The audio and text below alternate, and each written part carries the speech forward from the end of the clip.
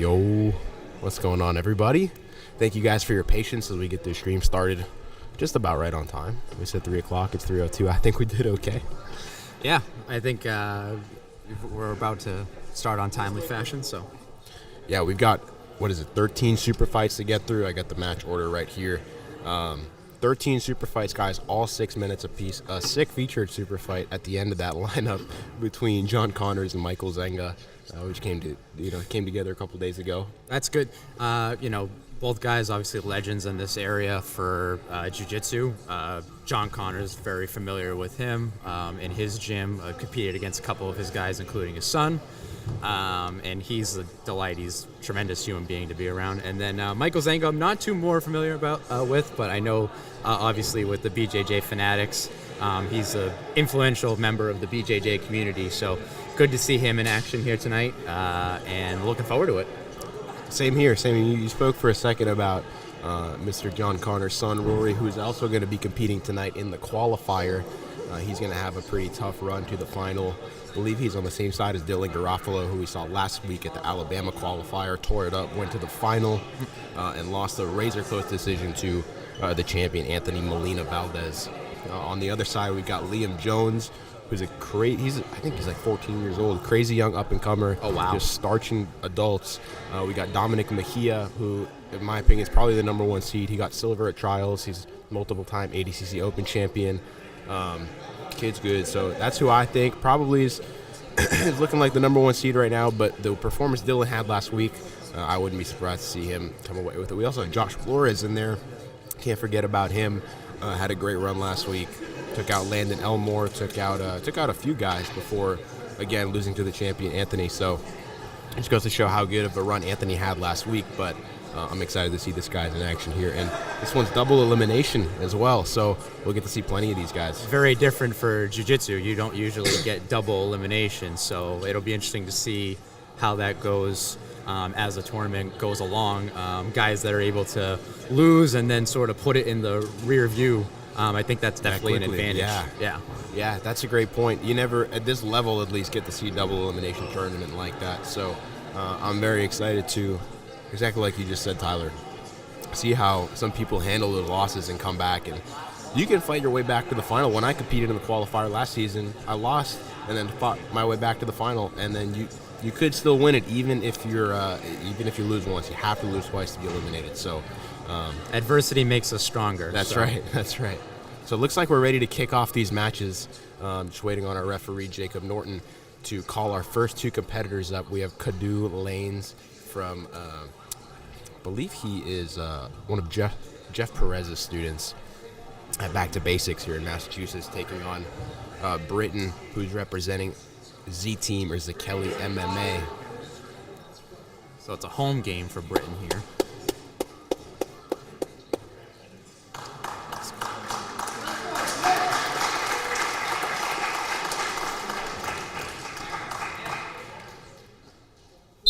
Our first match is officially underway. Oh, nice shot. Britton may be using that front headlock, switches to a 2-on-1. Kadu, looks like he's got a high wrist. They're ending up in a weird position here, and Britton might end up on top. Nope. Lots of action right off the rip with these two.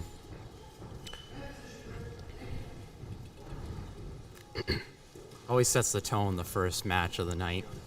Absolutely. Britton's got his hands locked. His hips are back. He's got to be careful not to get Uchimata or thrown. Ooh. Britton's good recovery, though, and he ends up on top. Good pressure on top.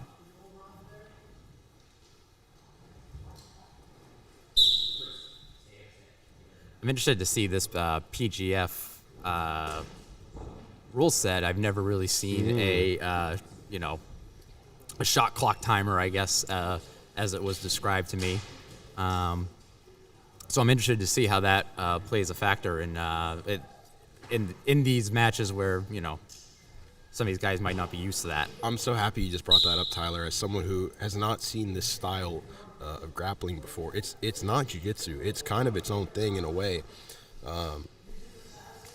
Like you just said, we're taking a concept that is super common in sports. I mean, you see a shot clock in basketball. Kadu's going for a Kimura grip here. You see it in football. Now he's got some back exposure here. Oh, he's going to roll through with it. Britain's doing a good job of... He's got an armbar. He reverses it. Oh, nice.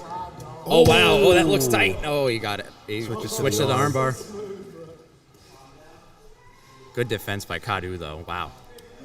He looked like he was in trouble there with that armbar. He did. I was expecting Britain to try to step over the head, but he made it work with that reverse Kimura grip. And now it looks like he's got his legs locked up. He doesn't. I don't think he's got an arm in, though. I don't think it's a reverse now. No. So we're only 2 minutes into this match. I feel like so much has already happened. Looks like Britain may be looking to get in on a leg here. With the 6-minute match, though, you can kind of just go balls to the wall. You kind of have to. Yeah. Good back take by Kadu. Is he going to slip off, though? He might be a little too high. Oh, but he's got a triangle. Look at a back triangle. He's got a back triangle. He's got that arm trapped. Oh, that's a good look for Kadu. Might switch to a crucifix here. No, he's still hunting that strangle. Britain's hanging on, but he's in a bad spot. Oh, but he might. If he's able to peel... Oh, he's got the control of that right wrist. Britain's just trying to build that hip height here, but... Good control by Kadu to not fall off the back there. So he's at risk of falling off again. Oh, he stays on it. Nice. Body triangle locked up, but kind of off to the side. If Britain's just trying to misalign the hips. There he goes. Now he's trying to get as misaligned as he can. Cut that right elbow back across the center line. But Kadu is doing a good job staying behind Britain's elbows. Good head control, too, to stay on the back. He just punched the choke. Can't see if he's under the chin or not. No, it doesn't look like it. So we just passed the halfway point. 2 minutes and 35 seconds left on the clock. Kadu in firm control. Good half Nelson. Oh, he might be looking for 6 points here. And he's definitely, I think that's it. And he gets the tap. Kadu gets the win via a kill. That's what we call a choke here in PGF. So Kadu gets the win via kill. He's going to put up 6 points for Back to Basics Jiu-Jitsu. Really good back control there. Yeah, I mean, he sunk up the body triangle. It took him a little bit to find the positioning with his hands, but he eventually gets the tap, as you can see. It was a few times he could have slipped off the back, but Brayton was really turning hard, but Kadu was able to stay on and get the finish eventually. Great work from Kadu. Next up, we've got Dan DeSousa and Scott Honkala. So Scott trains here at Z Team, and I think he's competed before. Dan DeSousa, this is his first comp ever. He's representing BST, brand new gym up in Peabody. So he's baptizing by fire in the competition world. Yeah. I love when people try to come up to me and talk to me. Well, I'm clearly commentating. That's too bad. Yeah. So, I will say, though, that having competed at local tournaments and done super fights, I think I prefer the super fight to... it's definitely easier. You have less to think about and worry about. There's something about just, like, being in front of a crowd that just makes you, like, feed off of it. Whereas, like, maybe with, like, a local tournament, there's just so much going on, you get kind of, like, anxious and nervous. I see. So, for you, it's more so that there's one mat instead of... Yeah. Okay, I got you. There's just less going on. You can just kind of focus on whatever you're doing, you know, your match. Whereas, like, you go to a local grappling industries and, you know, they're yelling out for different people on the mat and people are running into you. Yeah, yeah. You hear other coaches yelling at their guy and someone's getting their arm broken on mat 2. Well, Scott's looking good early on. He had his hands locked. He's got him locked up again. He's trying to step over Dan's knee with the body lock and either force half guard or go straight to side control. But Dan's doing a good job keeping that butterfly hook strong.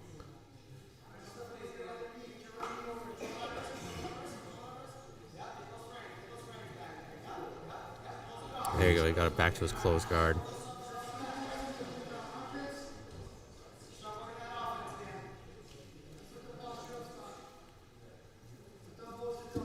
Scott's looking up for a Kimura grip. Nice. Oh, Dan, Oh, he's I don't gonna know get why the back Dan's step. exposing his back Yeah. that quickly. That was, I don't think he really had to do that. I think he's like worried about getting passed, but it's probably better to get passed in this rule set that's sub only than give up your back like that. I mean, We'll chalk it up to a rookie mistake. yeah, right here he should be trying to get his butt in the air. Scott's got a seatbelt, so he could easily slide him off if he starts to Four-pointed. build. Yeah, exactly. Like if he starts getting his butt Kind up of, sort high. of. Nope. Yeah, he's kind of just hampered down. I think he's just so, like, this is his first comp ever. He's probably been training for a few months. So Scott's also got grip on his far Yeah, wrist, Scott- which is preventing him from building up any. from my understanding, Scott's competed like a few times now and has done really well. And you can definitely, He's got the double under, which is definitely better than Yeah. the seatbelt when you're that high up on the back. Oh, he might slip off. Good job by Dan. And now Dan's on his the back. Oh, what a turn of events. He's got one hook in. Oh, no, lost it. But he's going to end up on top anyway. And past the guard. Dang. Nice, wow. And he's got an arm isolated as So well. he didn't even really get. I mean, He's looking for an Americana. He might get it. Scott's got to extend. He's got to watch the wow. front headlock now. This is so Beautiful. crazy back and forth. What the heck? And it's only not even halfway through yet. Yeah, we got 3:15 on the clock still. Now he's looking for Anaconda, but he's kind of a little shallow, though. Brandon McCatherine literally showed this at his seminar last night. This exact Anaconda, and he's going to finish it. He's probably going to finish this. Oh, the hands came separated. He literally was drilling this last night, and the fact that he's in this position and it's exactly what he goes to is crazy. Hey, don't burn your arms out. Just keep them trapped. I was going to say, if he sits back, nope. Straight job, into Stu. a body lock.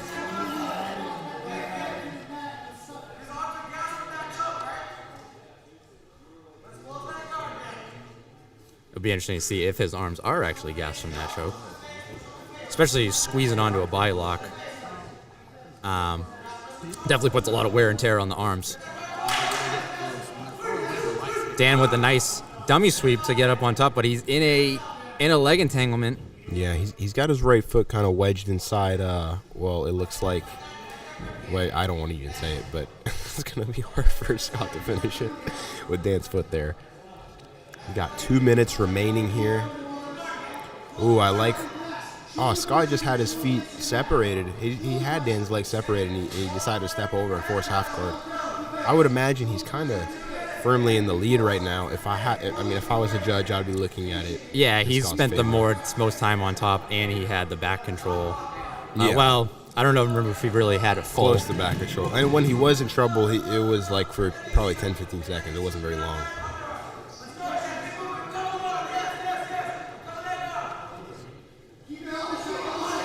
Oh, good, beautiful step over. That was a As Dan was beautiful trying to play go the for a back. Kimura grip. Now he's got 2 hooks in. And he's got the double under. Now he's got to look to flatten him out. Ooh, Good job by Dan to kick that hook free, though.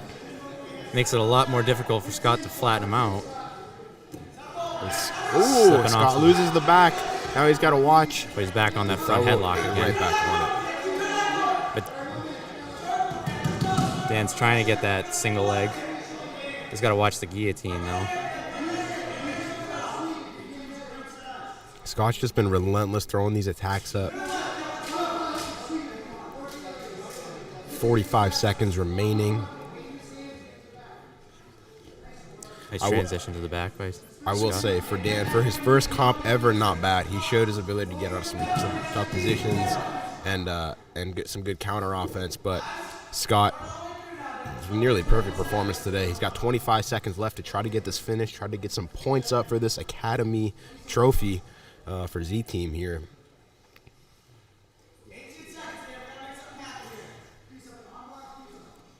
And he's going to sit back for an armbar, but it's a little kind of weird to get that when someone's squared up. We're coming up on the end of this match here. A lot of action. Very Lots of explosive. action. 2 very explosive guys. That was very entertaining. That was great.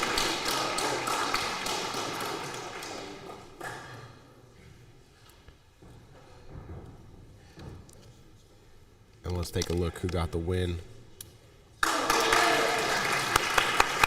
Scott takes it by decision in the second match of the night. We have our first, I believe this is our only women's match tonight. In match number 3, we've got Willow Crawford taking on Christine Brothwell. I think these two used to train together, if I'm not mistaken. They were both. I'm familiar with both women, actually.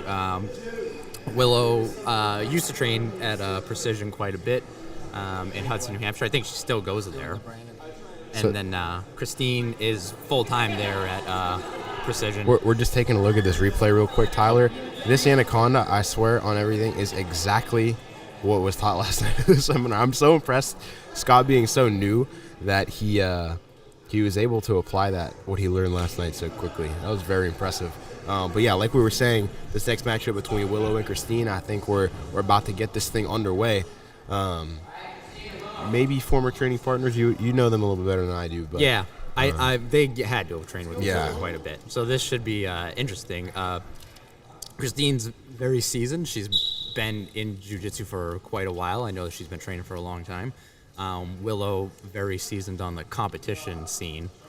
She's always competing, and she's always, especially with you at Enigma, she seems to be having a match every other week. So yeah. I mean, both these girls have had quite a few matches on our show, and shows that are on Enigma TV as well. So got to see them both compete a bunch, and I'm excited to see how this one goes. Willow elects to try to close her guard. Willow's going to go for a leg attack. I think that's sort of, what's known about her game. Very hard to pass, having trained with her a lot. She's got a good guard, huh? She's got a good guard. All these women have good guards once they get seasoned. They're just so flexible. It's hard to get past their knees. Yeah. Christine's got also very good top pressure, so this should be sort of the irresistible force that meets the immovable object. Looks like Willow's setting up an arm bar, though, or she's setting up a sweep. She's trying to get her guard nice and high, and Christine just kind of keeping her head low and posting, kind of just taking preventative measures, but not really doing much to open Willow's guard. So for those of you guys that don't know, usually in this rule set and at PGF, more often than not, going to a rubber guard. Yeah, more often than not, the onus is on the bottom person to create the action.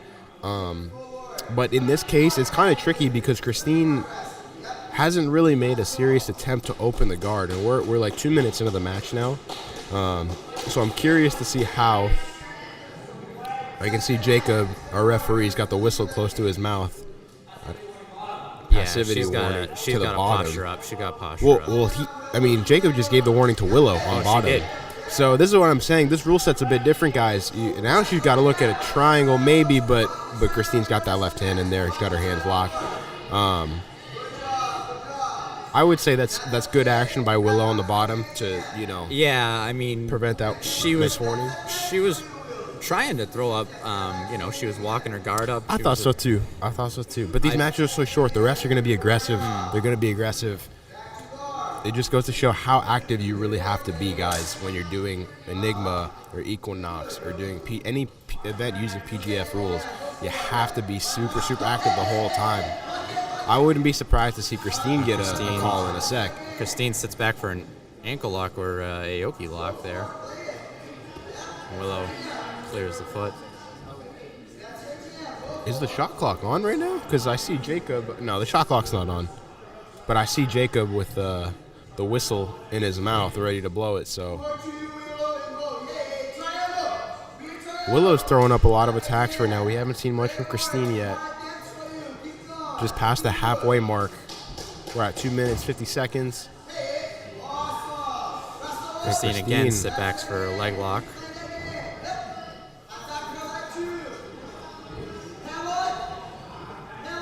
Yeah, Willow in for a headlock. Christine tries to grab the neck her own way.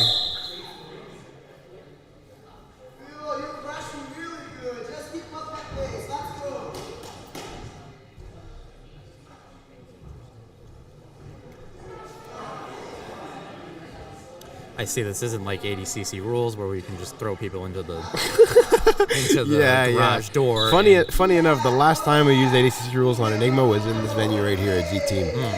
And it's a very fun rule set, but as you know, people are just flying all over the place. So, yes. This is much more tame, but also very exciting at the same. In my opinion, sometimes more exciting. So, Willow's looked great so far in this match. We're about 4 minutes in. Christine, she's had that one look on the ankle lock, but even then, Willow used it to come on top. Willow's going to go to mount. Oh, no, she got put back in half guard, but... look what she's got her foot. Yeah, that right foot. She's kept a short leg. She's got like a pseudo half. It's a very short pseudo half, and she's going back to a full guard there.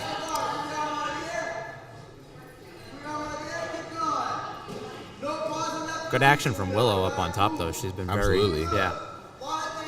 Can't really tell what looks like. Christine's trying to isolate an arm, maybe go for a straight arm bar, but she lost it. Willow, another good look here. Maybe looking at like a back step pass. She's trying to use that right knee. She could step over. She could step over it. Oh, she might be even trying to take the back here. She could end up in a leg entanglement too. She's splitting the legs. Right. Absolutely correct. Oh.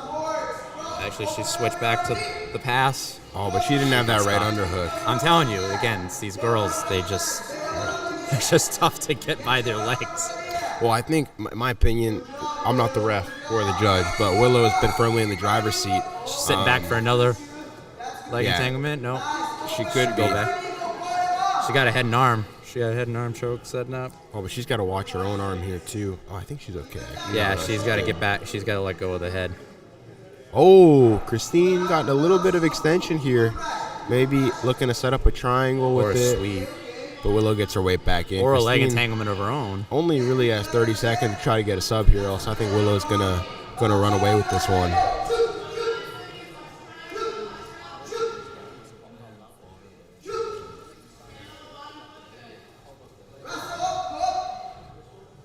Looking for that Aoki lock. I think Christine knows she just got to dive on something right now because all the good looks in this match have come from Willow. I agree with you there. And time has expired.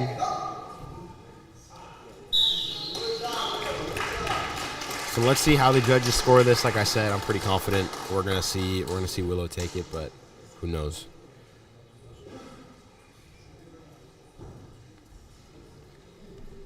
Started off a little tame, and then I think once that sweep happened where Willow ended up on top, it really started to pick up. Yeah, I agree with that for sure.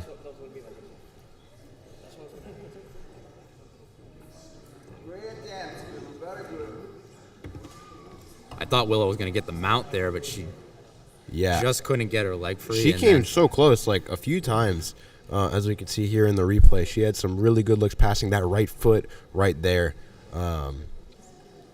Was definitely in a good position for a pass, but she couldn't finish it. We're going to get the decision here. And your winner, what? I don't know about that one, guys. How I feel about that. Nah. That was robbery. I'm not gonna lie. How is that possible? Yeah. I don't understand how that's possible. I'm gonna abstain. I'll be right back. I'll be right back.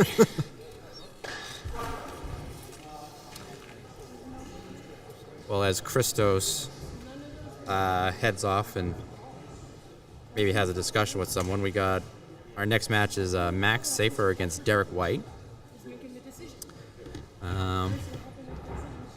Always look forward to seeing guys I'm maybe not as familiar with on these games.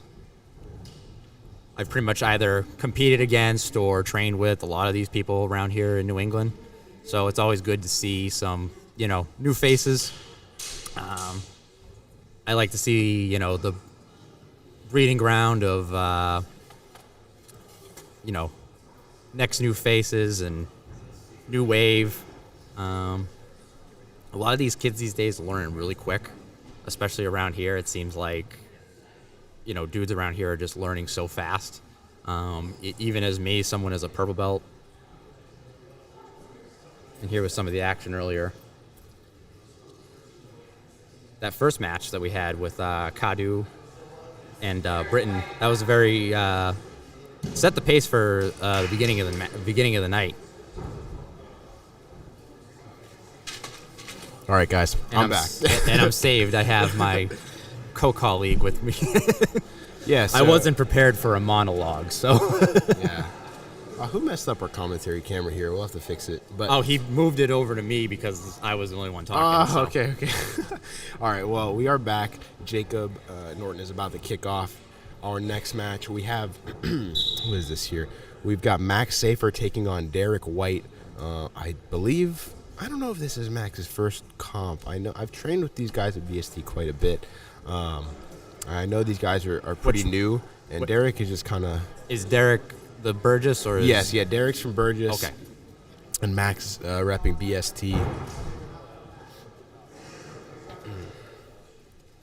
BST sort of this new gym that's starting to... Yeah. Ooh. Interesting to see it take off. Never really seen them in competition before, so... Yeah, but, they popped out for this one. They got like 6 guys on here or something. Yeah, Sean Rubinchuk, is that how you say his last name? Yes, yeah. Obviously, amateur MMA fighter. EBI GOAT. Yeah. Is he 19? I think he's 19 Something now. like that, I think yeah. he's 19 now, and he's running that gym. And I've competed against him before, and he almost ripped my knee apart. But he's very good. He's very talented at what he does. He's very good. All those guys at BST, like I said, they're very new, but they train hard and they're learning quick. As we can see here, Max looking to invert his knee, but Derek's got double scoops on the legs. He's in a great position to pass here. If Max frames in his armpit, though, he can get away. He's scooping the leg. He's kind of helping Derek get this pass by doing that. Yeah, I didn't even see it. The camera was in the way. Was he scooping his leg with his left arm? He was for a split second. Now he's kind of framing on the hips. If he frames in the armpits, he can scoot away.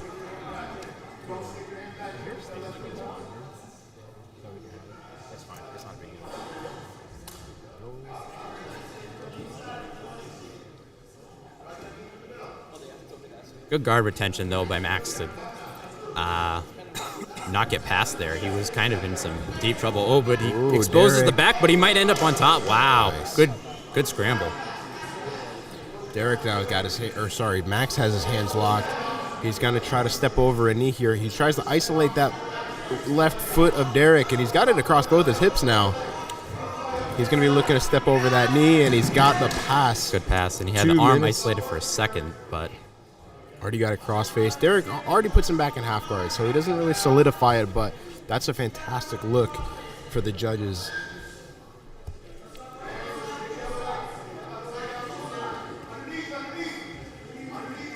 Good crossface by Max, and he's looking to pummel over. He's got to get his head to the mat, though.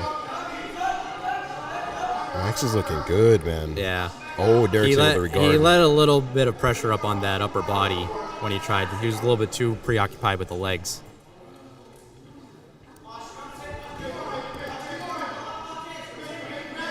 Derek's looking for a Kimura grip.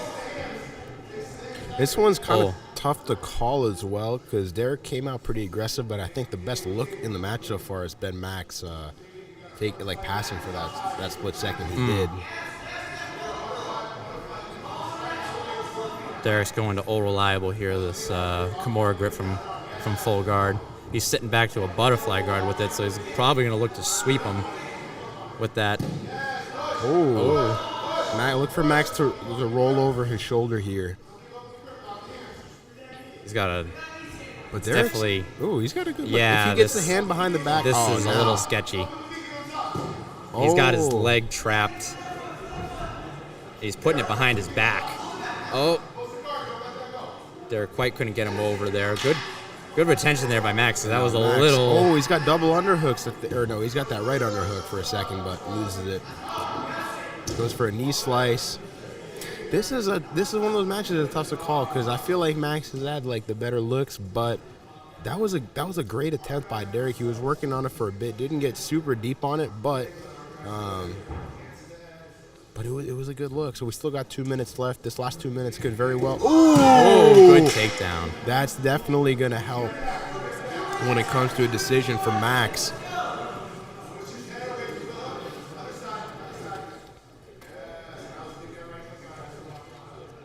Derek reached over and put Max down on the opposite side of his body, which he probably didn't want to do because now it's increasing this pressure on his upper body. Yeah, and another Good pass step for forward. Max Safer. He's got to watch the front headlock though. Yeah, Derek looks like a strong guy. He might be able he to roll does him look over. very strong. Yeah, But he ends up on top. But he lost the control. that position. Back to passing though. Yeah, he really likes that knee slice, huh? What a sick camera angle we have going on right now. Look at the quality of these cameras. This PGF Enigma collab live stream, guys. Tell me this isn't our best stream ever. Oh, now Derek with a takedown. Like I just mentioned, guys, huge upgrade on the stream for these collab events. Oh! Max throws up a triangle, and he's got it almost fully locked up now. He's underneath it. He's underneath them too, which definitely makes it tougher for Derek to defend. Oh, if he locks it, this could. He's it's a on little high on the foot, but he's gonna lose it. He's gonna lose it. He's got to look But at he's the got arm, the arm. though. Oh, no. Good pass by Derek. Oh, and Good now defense by Derek in perfect position to start attacking some subs here. He's got 20 seconds. He's likely down. Let's see. Solid Max finish. Max might slip out the back door with that underhook. Yeah. He's trying to go back to a half. Now Derek, here at the end, hops on a front headlock, really sends it. Oh, and that is time. That was a really good match. That was a good match. That I don't know. I that's don't a know. That's a coin flip. Yeah, you can't really be upset with whatever decision that. I'm gonna lean towards Max, but I don't know. We had some really nice takedown attempts here from both guys. Max hit a beautiful lat drop at one point right here. Boom, straight into half guard, and I believe he passed off of the body lock in half guard as well. One more time we see here. Boom, hits the lat drop. I think they were 2-2 in takedowns, right? I think they both I think got two. so, Yeah, bro. I think so. Derek got one. And then right boom, at throws up the beginning. triangle. I think Max had the better looks, man. We're gonna find out right now. We're cutting back to our referee here, and Max Safer gets the win in his Enigma debut by decision. That was fantastic first match here at Enigma for both these guys. But nothing that Derek can hang his, nothing. No, for him to definitely not. That hang was his a head really on. good match. It was a really good match. Next up, we got Chris Melo, who's coming back. I believe this is his second Enigma match, taking on Nick Shimkin. And I believe this is his first time competing on Enigma. So we're going to see. Guys, we only have one submission so far. One team is on the leaderboard here. It's back to basic jiu-jitsu with the 6 points that Kadu got in the first match of the night. Yeah, guys, as I was saying, too, during the match, huge shout-out to PGF, obviously Brandon, Keelan, and Isaac, who are right here beside me. You guys can't see on camera, but the stream looks like this because they're making it happen. So a huge shout-out to Isaac and Keelan for helping us make this look as good as it does. We're going to cut back to the mat now, guys. We've got, I think this is match 5. Like I said, we got Chris Melo and Nick Shimkin. 6 minutes on the clock.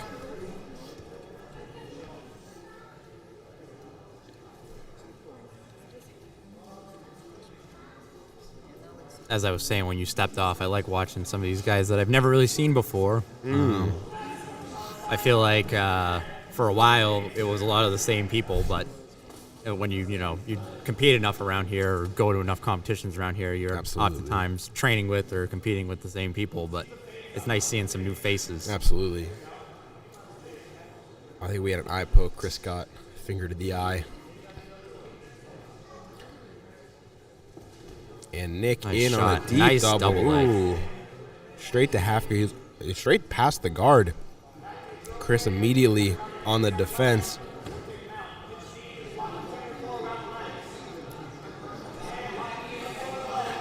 And Nick went over to that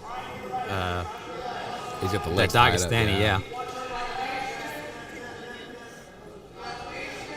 He's got to watch the leg entanglement, though. Oh, never mind. He goes for a leg block of his own.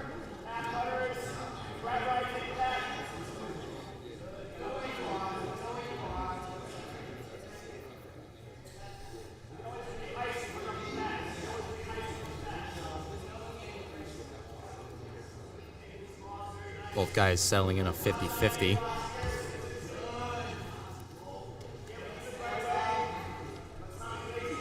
Chris going to this headquarter position. That's the 3. He's got to stay on top. Nice. Ooh, now Chris maybe got a good look at a guillotine here where he's got the arm in, but Nick's got that left knee inside. They could step over that knee. It could go to mount. Use it to transition. If he mounts him, Nick's going to have a problem. But I think Nick knows that. He's keeping his frame in tight. He's also using it. Well, he's kind of hugging his leg with his hand. Now he's got a half guard locked up. So, and he's got the underhook on the leg. So, is he going for an arm? Yeah, he's got a Kimura. Yeah. Now Chris switches off with a Kimura grip. Probably going to be. I mean, he could maybe look at attacking a rear triangle if he sits back. But his right foot is trapped. He's going to have to get that. He's going to have to get that freed first.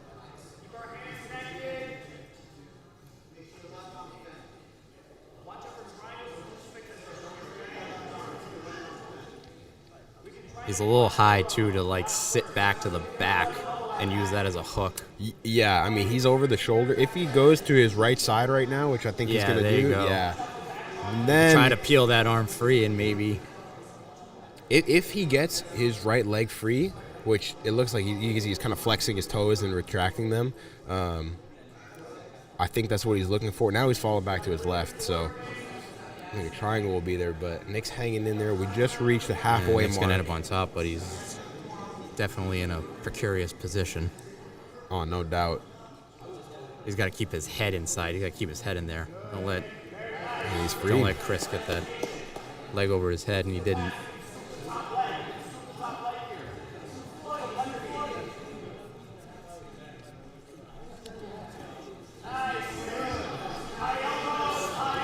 And now... Ooh, now Nick maybe on a front headlock attack of his own. But Chris easily reverses it. Yeah. But he loses the single leg. And now Nick's going back to a front headlock. He's going to transition to the back.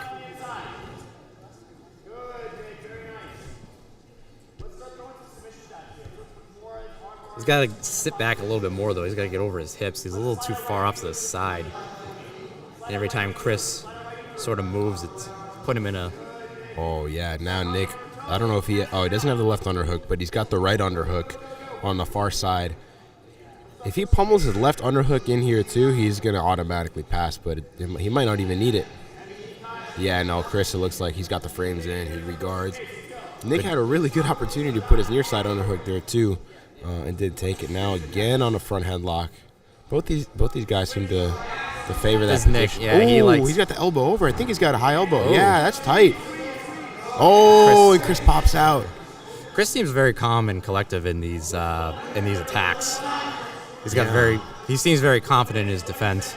As someone that kind of prides himself on defense, you can sort of feel when you're in trouble and when someone's just kind of got something. And Chris seems like he's got that about him. Nick. The Baron Bolo to the back. Uses the Bolo. Oh, he's trying to look for a twister. Yeah. Oh, he might get this. He's a little... Oh, the hook's shallow. Yeah, Chris is kind of scooting his back to the mat. But this is going to be a good look. Oh, maybe a calf slicer look here. Nah, his knee's out. So we've got 47 seconds left on the clock here. And I don't know. What do you think, Tyler? It's pretty close. I felt like Chris was winning up until about like a minute and a half ago. Yeah. And then Nick sort of threw up some attacks and ended up on top. And now I feel like if Chris can get a sweep, he'll end up winning that. Ooh. Now Nick falls back on the ankle, doesn't get it. Chris should come up. Chris should come up with it. Try to secure the win. There you go. If Chris can get past, I think he's got the decision. We'll see. It is a close match, man. I really don't know. Well, I mean, we'll find out. Yeah, I mean, Chris has the knee smashed. He's got his left foot back inside. Oh, he's passed. There you go. He's got the pass. I don't know, bro. I would not want to be the ref on this one. And Nick going for the hearse on the wrong arm or something like that. I don't know. Chris just attacking one more time. He's got 5 seconds. Oh, Goes for that's an on the arm armbar. too. That was a good transition, but that ran out of time. That's going to do him so many favors when it comes to the decision. Yeah, that's the last thing the ref saw. I think as a neutral observer, I would give that one to Chris. I would have to agree. We'll see here. I mean, Nick starts the match with a beautiful double leg and puts Chris on his back. From here, he had a really good look at the guillotine, though, too. I think he had the closer sub attempts, which is the main criteria. I mean, look, all the replays are of Nick. So I don't know if that's, like, not on purpose, but it's tough because Chris was controlling a big early portion of the match and then did have like a pretty clutch end where he got the guard pass, dove on the arm. Yeah, it didn't close the finishing. I guess it sort of comes down to, quantity over quality, or Yeah. I felt like when Chris was on top and in control, it just felt more like stable, whereas Nick was sort of, I guess, more like a machine gun. Yeah. He was just kind of throwing up submissions, and sometimes that's enough to get the judges, though. Well, they're still talking about. At the end of the day, it's whatever they decide. And it looks like Jacob's coming back to the mat now, so it's time to get this decision. Let's see. And they give it to Nick. Yeah. Nick Shimkin gets it done. Razor close. That was the second or third match. Probably I'd say the second match could have gone either way. But shout out to Chris and Nick for an excellent match. Next we have Tabor Skeba taking on Jared Giblin. I've never trained with Jared before. I have trained with Tabor, which he's great. He's great. Like I said, I've never trained with Jared before, but Tabor I've trained with at South Boston BJJ. I know he's definitely a high-level blue belt. I believe Jared's a blue belt as well, representing Connor's Martial Arts Academy, training with Rory and John.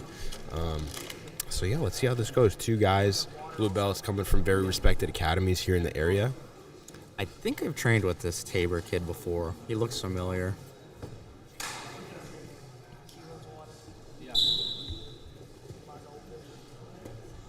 Sits guard right away, does Tabor.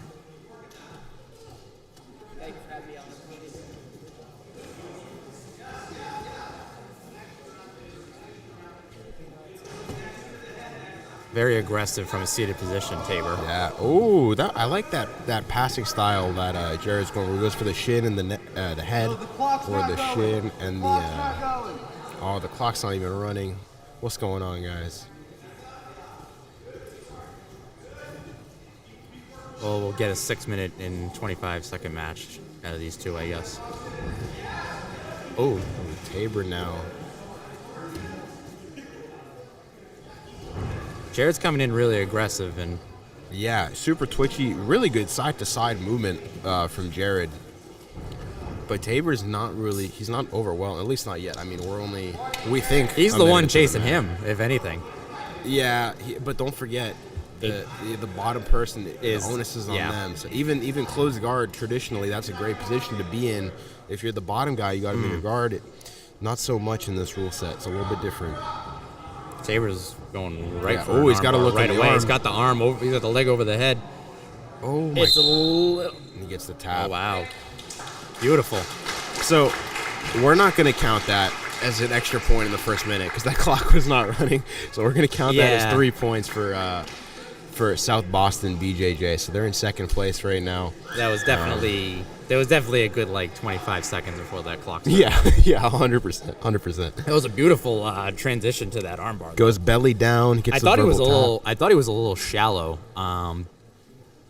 too, but it didn't end up. He got the finish. You thought wrong, Tyler. I did. It did look like his elbow was coming out a little bit, but let's see who we got next. I think we're on match number 6. No, we're on match number 7. So we're about halfway through the super fights, guys, already. Not even 45 minutes into the stream. Next up, we've got Sam Patry representing Connor's Martial Arts Academy, taking on Thurman Hardgrove, representing the home teams tonight, Z Team. So Thurman, a couple MMA fights into his MMA career. He's had a lot of success. Sam's done a few of our shows before. This should be a good match. This should be solid, yeah. Thurman is definitely got a lot of talent, a lot of potential. I've seen him quite a bit in MMA. He is so good, bro. He's so athletic. He's athlete, trains hard. I've heard nothing but good things about him from his coach, Mike Kelly. And then, obviously Connors is one of the best gyms around here. So Absolutely, yeah. Oh, he's right in on a guillotine my there, gosh. Thurman. That's where that athleticism pays off. He's pretty deep. That might be 7 points for Z Team right here. Sam's doing a good job of cutting the angle, though. Looks like he's going to pop his head free. He does. Oh, he does. So does that not get classified as a guard jump, though? Because that's pretty much a guard jump, no? I wouldn't think so. I mean, when he had him snap down, it wasn't like from a standing position. He snapped him down. I think his hands are. I mean, I'm sure we'll get a look at it. He didn't put his hands down, but he. Yeah, that was a beautiful, beautiful mat return by Thurman. I think he's going to do it again. Try to get Sam's hands to the mat. Oh, wow, boy. beautiful lifting. He tried to do that Mighty Mouse armbar.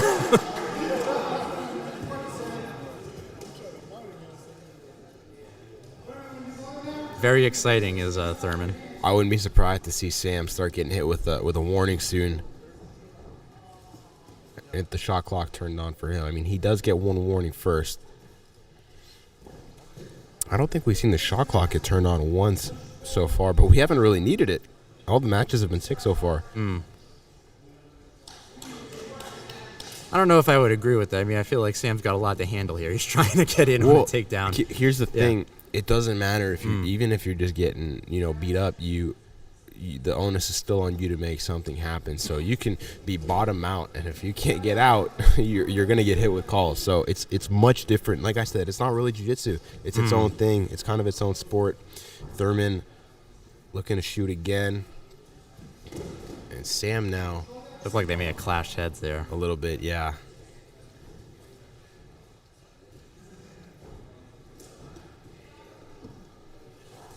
Oh, nice trip attempt there by Sam, but he ends up in another front He's gotta be headlock careful. situation. Ooh.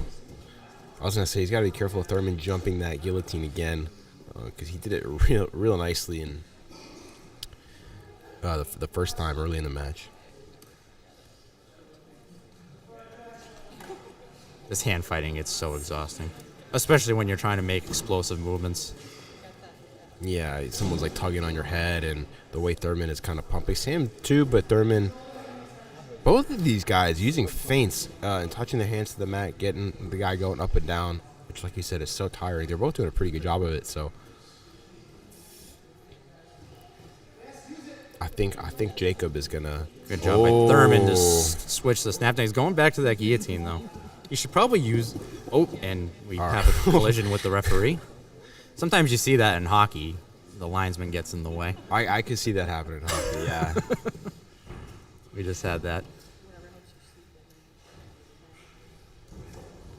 So we surpassed the halfway mark. I feel guys. like Thurman needs to stop when he goes for these guillotines. I feel like he should worry about putting his hands on the mat instead of trying to get a standing finish. You're probably not wrong, Tyler. I feel like if he just slowed things down a little bit, if he just slowed things down a little bit, I think he would have had better chances to finish. Yeah. Nice trip. And now right back into. Sam was looking for a Russian tie, and he got tripped. But now Sam's in on a takedown. He's got to watch the guillotine, but he ends up on the other side. He might get the back. Thurman ends up on top. Wow. This kid can scramble. Sam, too, just relentless. He's got to snap him down. Put him down on the. Yeah, put him on he his should hands. drop to his knees here. Yeah, you're absolutely right, Tyler. He's circling, but he's not really making an effort to get the hands and the elbows to the There mat. he is. There we go. Sam almost kind of tried to loop out the wrong way there. Beautiful. Never mind. Very tricky. Little Udageishi, I believe that was from Sam. Showing off his defense. We've got a minute and a half left here. Crazy action so far in this one. Thurman picks up a leg once again. I mean, the waist. Oh my wow, gosh. beautiful throw again. And he's back on that neck. I mean, 6 minutes of just straight wrestling like this is exhausting. I know. I mean, 2 minutes is enough. Yeah. Wow, good arm drag. A little re-drag from Sam, but it's not enough. Sam's got to be careful. He sat when through. you sit through that side, you're asking for trouble. Thurman's hunting this guillotine like crazy, and he just kind of lets up. Well, I think Sam actually had his wrist there, but it doesn't seem like Thurman's really putting his all into. Ooh, that was nice that trip was and so nice nice. takedown. He picks the leg up with his leg, uses it to feet to the single, puts him down, and he's instantly passing. And Thurman just hasn't. Definitely Sam has slowed down as this match went on, but Thurman has not stopped at all. But Sam's still defensively sound. He's still here. Absolutely, but he's got to throw something up quick because I think he's about to lose a decision here. Oh, I mean, it's not even a debate. Again, Thurman. Nice snap down by Thurman again. Sam so quick. Oh, and another guillotine attempt. He might end up a mount. Oh, he's got 4, 3, 2, 1, and that's time. Thurman runs out of time. Dang, what a match. Very good match. Look at this right here. Those feints from both guys, and then the way he jumped that guillotine to kick off the match, insane. From here, this was I thought that was the lift. The mat return, just a beautiful performance from Thurman. And we're going to get the official decision here. Thurman Hardgrove gets it done with a dominant decision win. Let's see this armbar attempt here again. He goes for that Mighty Mouse. He lifts, and you can see him go try to catch that arm. That's beautiful work by Thurman. What a pace.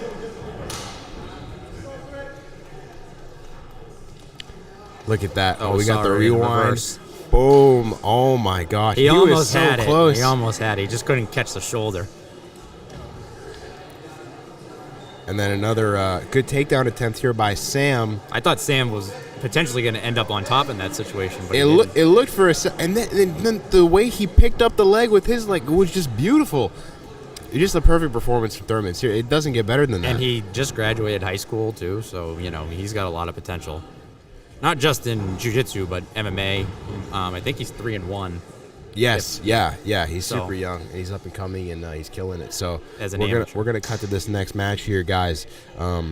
Making his Enigma debut, perhaps competition debut, is Mick Callanan, and then we have Britain, who is out here for a second match tonight. We saw him in the first match of the night. We talked a little bit about overcoming a loss and seeing how guys come back from it, and Britain. He shook that loss off earlier quick and opens up with a big takedown on Mick. Instantly going to the half guard passing. Sprawls past the legs. Mick's able to regard. I think a big thing with all these BST guys that I've noticed so far is really good guard retention. They all look very flexible, too. Yeah, I mean, I guess you're right. They all everyone that's competed, I don't think has gotten past yet. Maybe even Dan Turtledon wasn't exactly set in position on, but Mick again showing another good example of the guard retention here. Now Britain's looking for an armbar, as I said that. And Mick's going to use this now to go into his passing. He's got to watch the triangles. And the omoplata. He's got one leg over. He's got to step the other leg over. Mick, Mick's in good position. Oh, wait, he's got to watch the toe hold. I mean, he doesn't really have control. Yeah, he's straightening it out. He's kind of going back the other way there.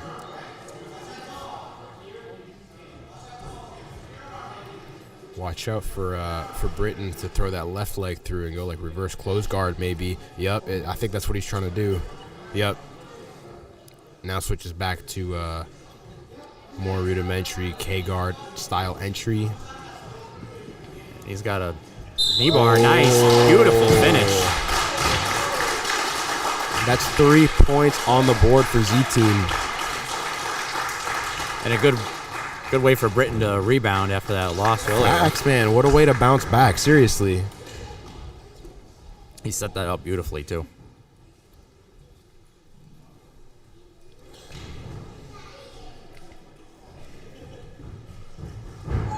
Nothing fancy, just a little K-guard entry into that knee bar. Yeah, seriously. Literally, K-guard entry. Mick leads his knee in a little bit too deep, and that's all it took. Britain goes belly down, gets the tap Beautiful work from Britain to get Z-Team on the board and get that match back.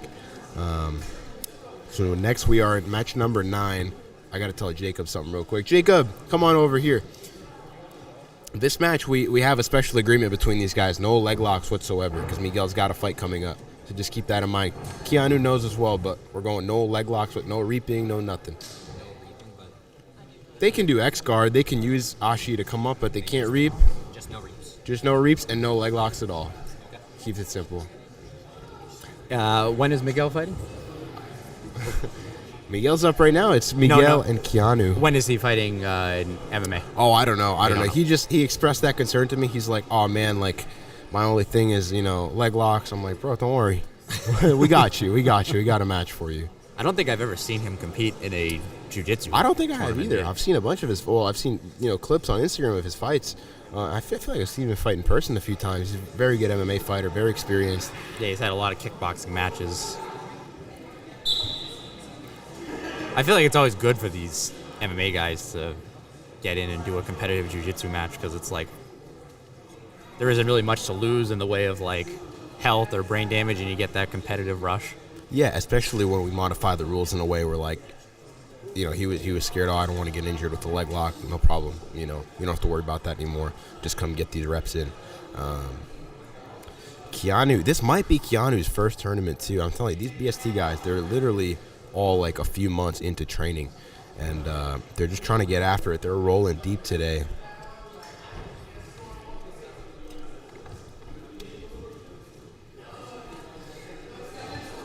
Miguel's looking for a Russian tie, it appears.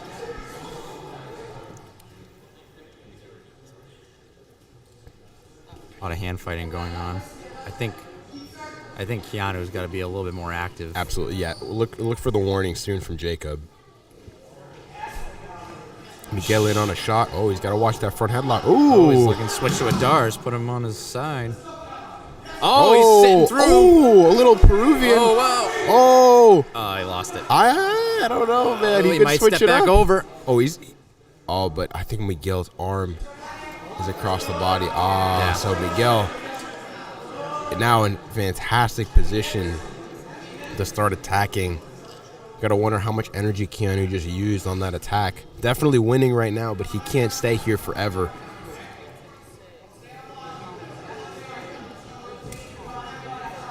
Miguel could start attacking that arm he looks like he's trying to go for like a north-south choke, but it's not really there. Now he goes back to that side control.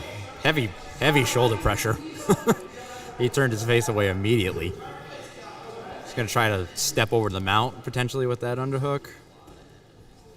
Or he's kind of going to like a Casey Katami. Keanu's giving his back up now. Miguel looking, oh. That was smart for him to turn like that. He's gotta come out of Kimura Now grip. he uses it to create back exposure.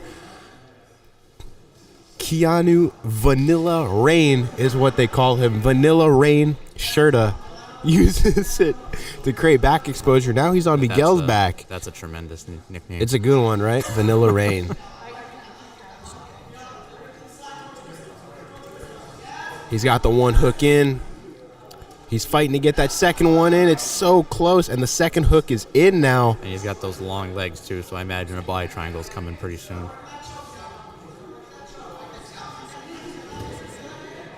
Keanu Miguel's trying to get sitting under up. the chin now. Yeah.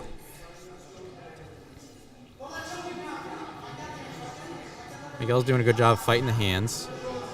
I think, as you would expect, a lot of these MMA fighters are really good at fighting the hands. This is kind of crazy. For Keanu's first competition ever, he's taken on a guy who's...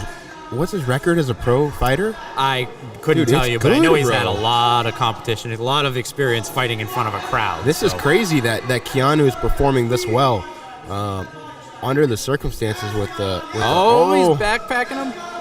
Now, Miguel cannot slam, and you can hear Jacob, and you can see him there saying, do not slam and do not roll forward. If Keanu can lace his... I mean, he's kind of fallen off to the side, so it's a little tough, but if he can square back up and lace his outside leg inside, he could break Miguel down, but he's going to slip off, it looks like. He's going to slip off, yeah. It's only a matter of time. He stays on. He stays on it, but Miguel's probably going to get that elbow back. Yeah. He's still behind the elbow. Now Miguel's got it back.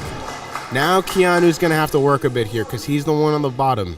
So obviously he's up, but he can't just chill. I mean, there's still a third of the match remaining, so.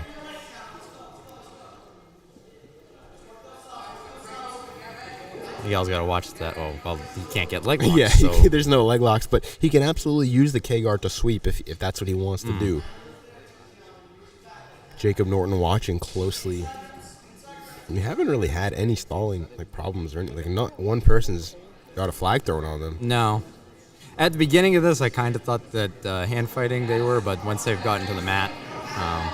People think we're just trying to make these matches where we just keep putting in referee's position. That's not what we're trying to do, guys. We're trying to just have an actual consequence for stalling. Ideally, there's never a stalling call ever, and we just have banger match after banger match. Unfortunately, that's not the case, but tonight it is the case. So hopefully that continues into the qualifier. Action here in this match slowed down a bit. I think Keanu is just kind of trying to use the work that he's done thus far to ride out to a decision. I mean, he's throwing up a little bit, but I think Miguel's got to do a little bit more. Miguel has to open up here.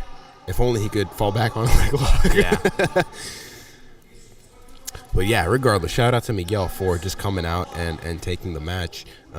Again, this is not his sport, his strong suit. This guy's focused on MMA, and he's taking time out of his training and his schedule to come out and do jiu-jitsu match. Keanu now maybe looking to throw up a triangle, but Miguel's hip to it. He stands up out of it.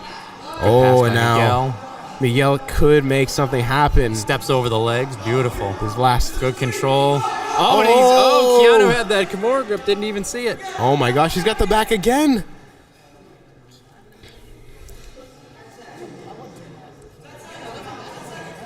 We've got 5 seconds left here. Keanu still on the back. And that's time. Nice. And Vanilla Rain. Keanu Shera. Impressive performance. For his first comp ever, that's crazy. I know why they call him Vanilla Rain now. Look at this Peruvian. Look at this. This is just crazy. He was so close to finishing it, and then came very close to switching to a Darce. Right there when Miguel was Keanu sort of facing the ceiling. Keanu easily taking the decision. Good match. Good experience for Miguel. Like I said, I don't really ever see him on the jiu-jitsu scene, so I don't think that was this cool, man. That was cool to see him. Keanu just, as you guys can see here on the screen, he spent so much time on the back before Miguel was able to kind of get, that elbow across and get back to full guard. But then again, Keanu just so well used this Kimura grip, used it twice to get this back exposure, and just beautiful work in his competition debut. Guys, we have, let's see, 4 more super fights before we get to the PGF qualifier. Next up, we have Mario Hoxa taking on Aaron Romero. Looks like we're good to get started on Jacob's cue. I'm very familiar with Aaron. I've been training with him for a long time, so disclosure. So I could pretty much tell you his game inside and out. He's got very good wrestling. Really? Is that his strong suit? Yeah, wrestling. Okay. He's got very good ankle locks as well. So. Okay. Well, I know Mario, the great wrestler zone, right, got a crazy slide by. So then this should be pretty much a stand-up matchup the entire time. Now. I think. Watch. If Aaron puts a collar tie on him, that's the first thing Mario's get. Yeah, there it is. Oh, beautiful. Right to the back. Oh, my gosh. And he locks up a body triangle, and he's going to use that to come up to the mount. Aaron's got good kip escapes. Let's see. So, check this out. Mario's been training jiu-jitsu for like 2 or 3 months. I've barely been training, but this is where he could have problems here. Aaron's got a very good straight ankle lock. Very good straight ankle lock. He gets that. He's going to get that. Oh, he got it. Yeah. Ooh. Very good from Aaron. Kind of what Aaron, that was slick. And, again, way to fight back from adversity here. Yes. I mean, he got hit with this slide by, boom, and nearly his back taken, gets mounted, and then instantly turns it into a leg entry and gets the tap on the ankle lock. Aaron Romero successful in his return to Enigma. Guys, we're down to 3. We got Nikolay taking on Zach Marcoullier. So Zach has not competed on Enigma in a couple of years. This is kind of his comeback match to the promotion. And Nikolay, I have not seen compete before. So this is going to be fun.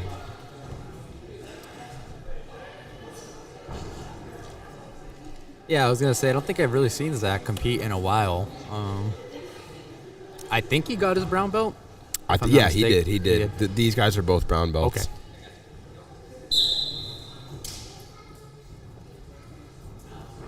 Nikolay pulls guard immediately. The time has actually been started. Let's go. Zach's got some really good top pressure, so. Does a lot of wrestling experience, wrestling background. Yeah, he's got that good side-to-side passing. But again, I haven't seen him compete in a while, so I'm interested to see how his games evolved since the last time I seen him. And then what gym is Nikolay from? I'd be lying if I said I remembered, bro. I'm sorry. I mean, it looks like on the smooth comp screen here it says Brazilian top team Boston. So, or no, I'm sorry. That's Zach. And then NEU at New England United. Okay. It looks like it's where Nikolay's from. At least that's what a smooth comp says. So, bro, forgive me if I'm wrong, please. But if I am, then update your smooth comp. The best is when people ask me to update for them. I'm like, bro, it's your profile. you can do that. Sometimes it doesn't go. Ooh, Nikolay. Ooh, uses the inversion to get a little bit of a look at the back.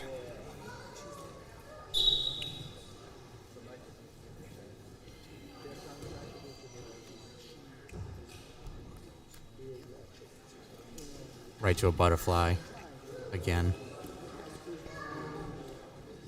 I would not be surprised to see some action calls here. Zach looks like he's trying to isolate a leg, maybe go for a leg lock of his own. I think Zach just got a warning. Yeah, he did. He did get a warning, right? Yeah. How do you know? On the screen, it kind of lit up underneath. Oh, his no. shot clock. I don't.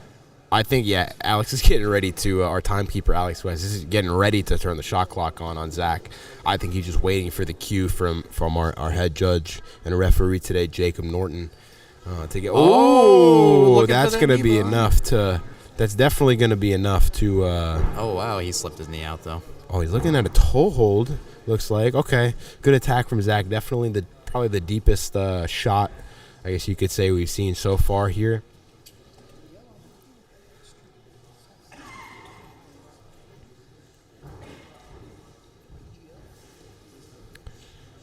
I would love to see these guys wrestle a bit. I know Nikolay came out and pulled guard, but now he's electing to stand a little bit with Zach. Whoa. Ooh, and Zach was just ready for that. Oh, but I like that's the second time I've seen someone use their feet tonight to try to pick up a leg and feed it to their hand. So I like that. We're coming up on the halfway mark. We got 3:20 remaining. Nikolay with that double collar tie. Sits back to a guard. He's pulling down on the head aggressively. I think we're about to see the shot clock come on for somebody.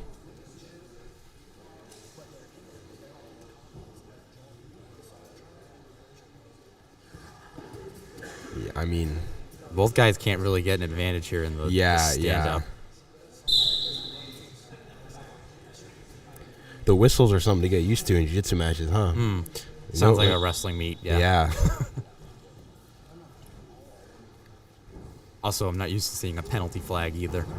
Yeah, the yellow flags are a bit trippy to see. Oh, good Shot attack clock from Zach, but is on. The shot clock's still on. So there's 16 seconds left on the shot clock here. So Zach has 16 seconds. The shot clock is not running. There it is. He sits back to a guard. So it's been reset. It'd be interesting to see now Zach on his back.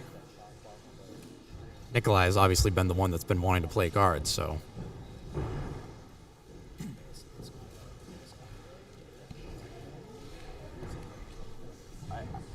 I don't know why. I thought on your guys' stream it was there, but I can't figure it out online.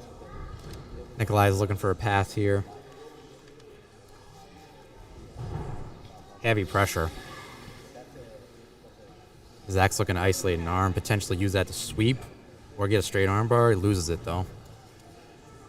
And right back to passing is Nikolay. Oh, he looks for the knee cut, but he lost the position.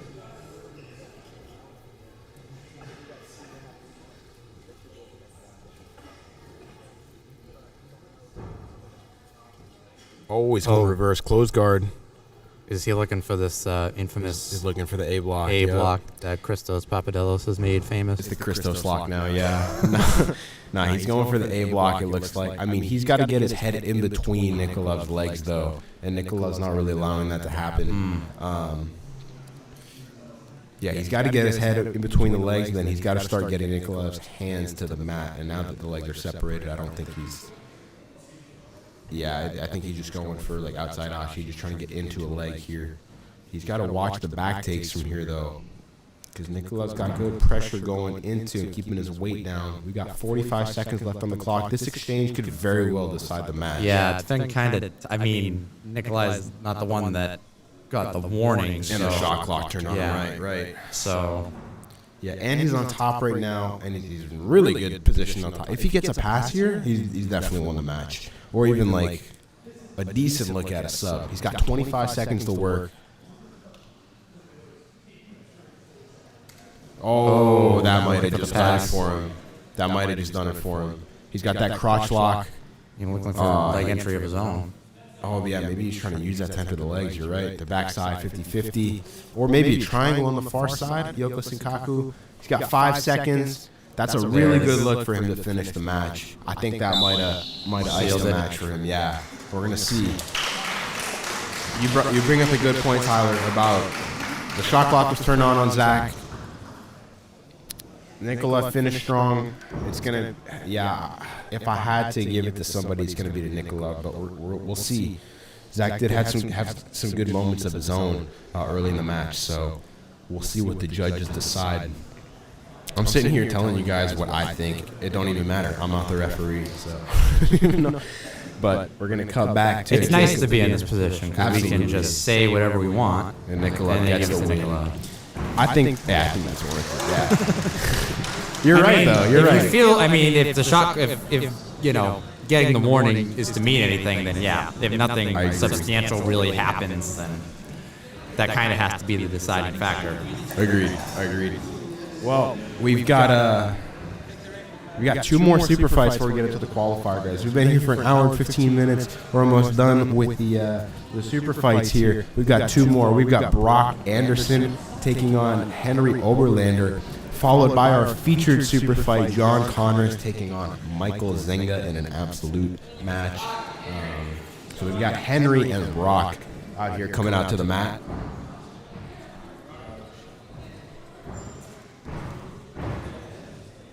It looks like we're good to go.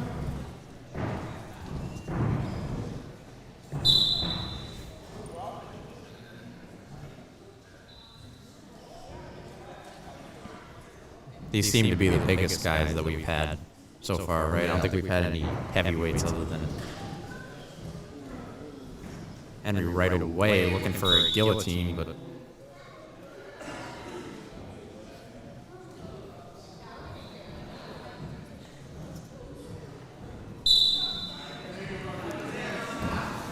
Ooh. Good transition by Brock to end up in the front headlock. You saw you try to use that to shuck him by like that.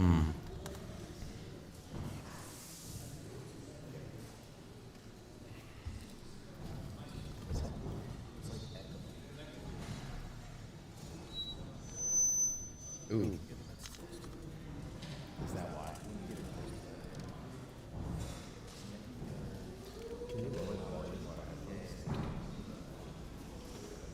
Both guys hand fighting. Guys, sorry about this audio here. Our headphones are just a bit loud, so you guys are picking up some of that sound, but we just lowered them a bit. So you guys should not be getting that screeching sound anymore. We deeply apologize for that. Lesson learned. I'll stay away from the mic. Let us know if that's better, guys. I was gonna say I didn't get any audio feedback, so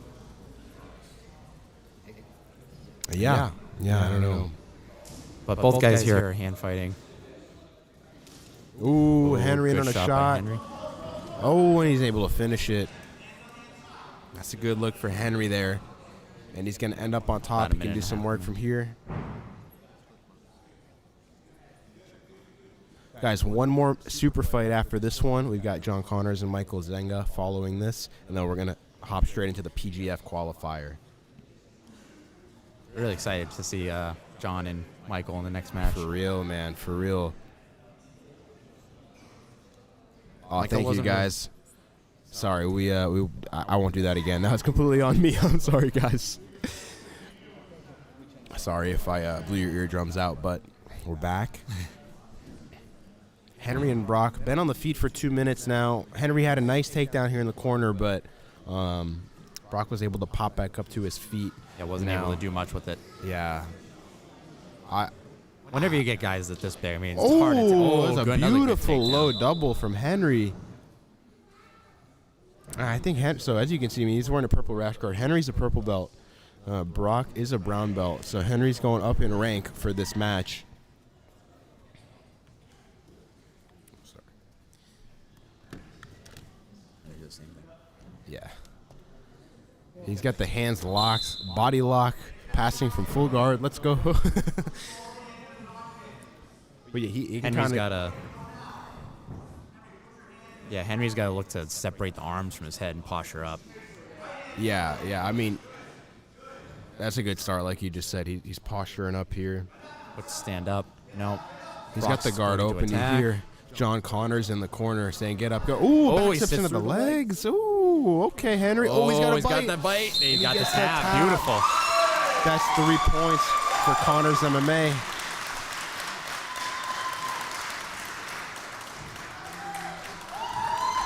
First points up on the board for Connors Martial Arts Academy. Very nice finish there. He backsteps into the legs. Boom. As you guys can see here, instantly gets that bite on the heel and gets the tap. Sheesh.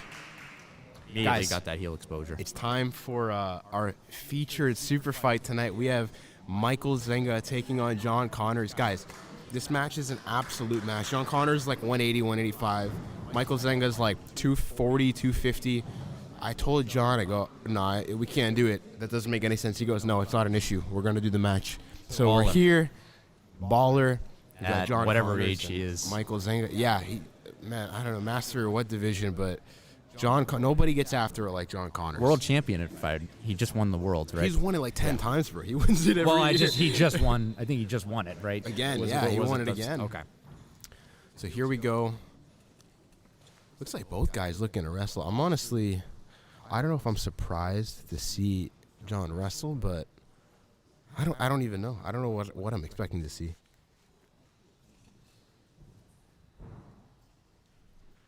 Again, guys, this is the final super fight of the night before we get into the PGF qualifier. But both guys very tentative here. I would not be surprised to see the warning get busted out. I feel like that's a little mean. Well, you have to, bro. We're 40 seconds into a 6-minute match. Like, you have to do it quick.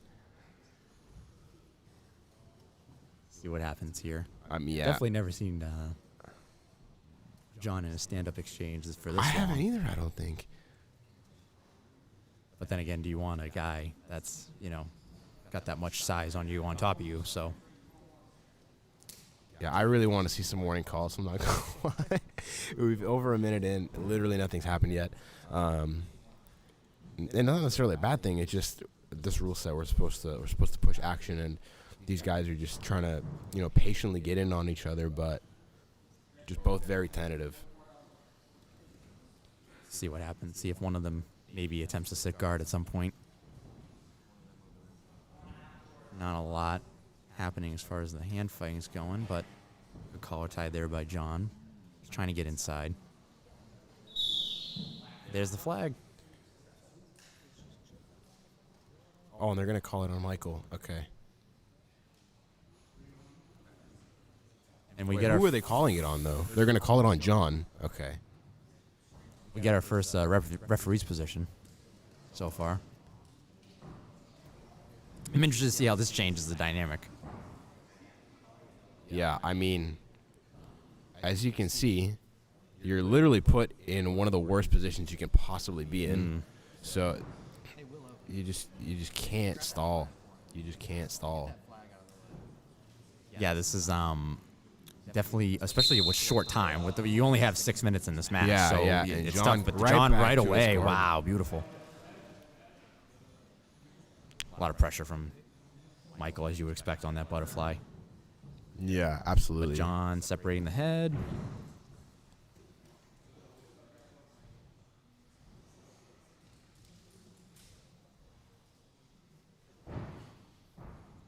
He's got that. He's got the double throat post Yes. going. Yeah. So I know we talk about we favor the top guy, but Michael's gonna have to look to cut an angle because he's not really trying to pass here. He's just kind of Wrapping up bearing his weight. legs. Yeah, Yes. just bearing weight. And I'd be interested to see John get a shot at the offensive referee position. And I think that's a possibility because Michael's passing style is very slow, and Trying to clear he that. just cooks. So It's definitely a lot, though, when you have Yes. someone that's, probably got 40, 50 pounds on you leaning on your knee shield. It's definitely not fun. And it can definitely be tough to hold that for the next 3 minutes and change that we have. we just got a shot clock on for the top player. No, we got it on John. No way. I mean, I understand, but like, I don't know. It's tough. Not much has happened. And we're about to see the shot clock expire now, or we're going to get a flag. The physical flag is a nice touch, I will say that. It's nice, man. It just good visual representation of what's going on. Who is going to be on the bottom? John's going to be on the bottom. Dang.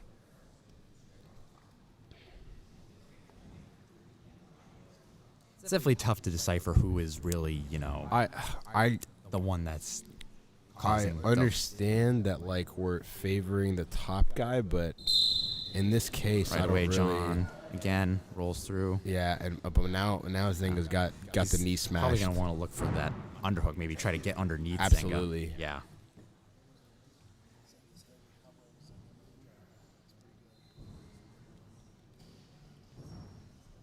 But man, it's tough when there's weight classes Yeah, for a reason. yeah, so 100%. It's tough when someone. Ultimate Good super. job by Zenga here to climb up the body.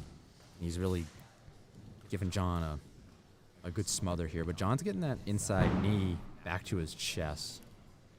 So he could replace back to a butterfly guard, if not like a half butterfly. Tyler, you want to hear something crazy? We've had one kill the whole time throughout these super fights, and only 4 breaks. So, and all from different teams. So back to basics is in the lead with literally 1 submission. Everyone else has breaks. So I think whoever goes off in the bracket is probably going to end up taking home this team trophy.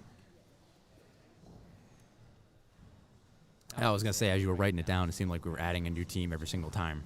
Yeah, exactly right. I think we're going to get another call for a shot clock here in a moment. I feel like John Connors is working enough here. I don't know.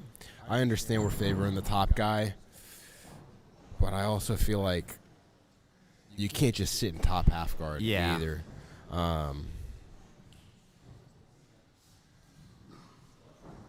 John's trying to work back to a butterfly. There we go.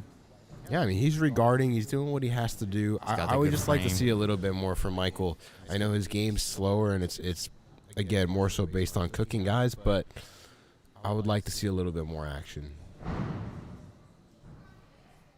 Wonder if John goes to both outside hooks there. He's got one, like, kind of. Got the butterfly hook in, yeah. Yep. Ooh.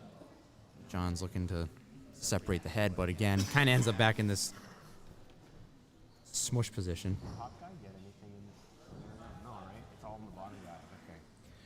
Hey, guy, I just kind of like looked to my left and asked Brandon, I go, is this being called correctly? Is this like the onus is on the bottom? He's like, yes, 100%. The onus is on the bottom player. So again, guys, this is not a traditional jiu-jitsu match. Definitely a slow-paced match. Not much to be seen, but it's likely going to go in favor of Michael Zenga because of the 2 referee position calls. Definitely got to give up to him, though. You know, two well-respected guys around competitors, here. yeah, and especially look at the size of John standing next to Michael. So the fact that John is out here taking these matches, when I grow up, I want to be like John Connors. Me too. Me too. We're going to come out for the official decision. Winner via decision, Michael Zenga.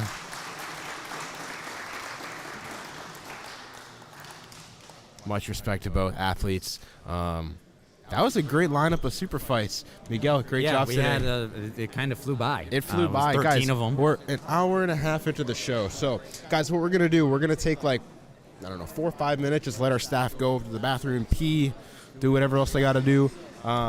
We'll be right back in 4 or 5 minutes. I'll have B-Mac with me on the commentary so you guys can say goodbye to Tyler. He did awesome today, in my opinion. So show some love for Tyler in the comments. Guys, we'll be back in 5 minutes with Brandon. Anything you want to say before we hop off here? No, just would love to do it again. You're welcome anytime, bro. I thought you killed it. Commentary. Thank you. I appreciate that. Awesome job, bro. Thank you. Good.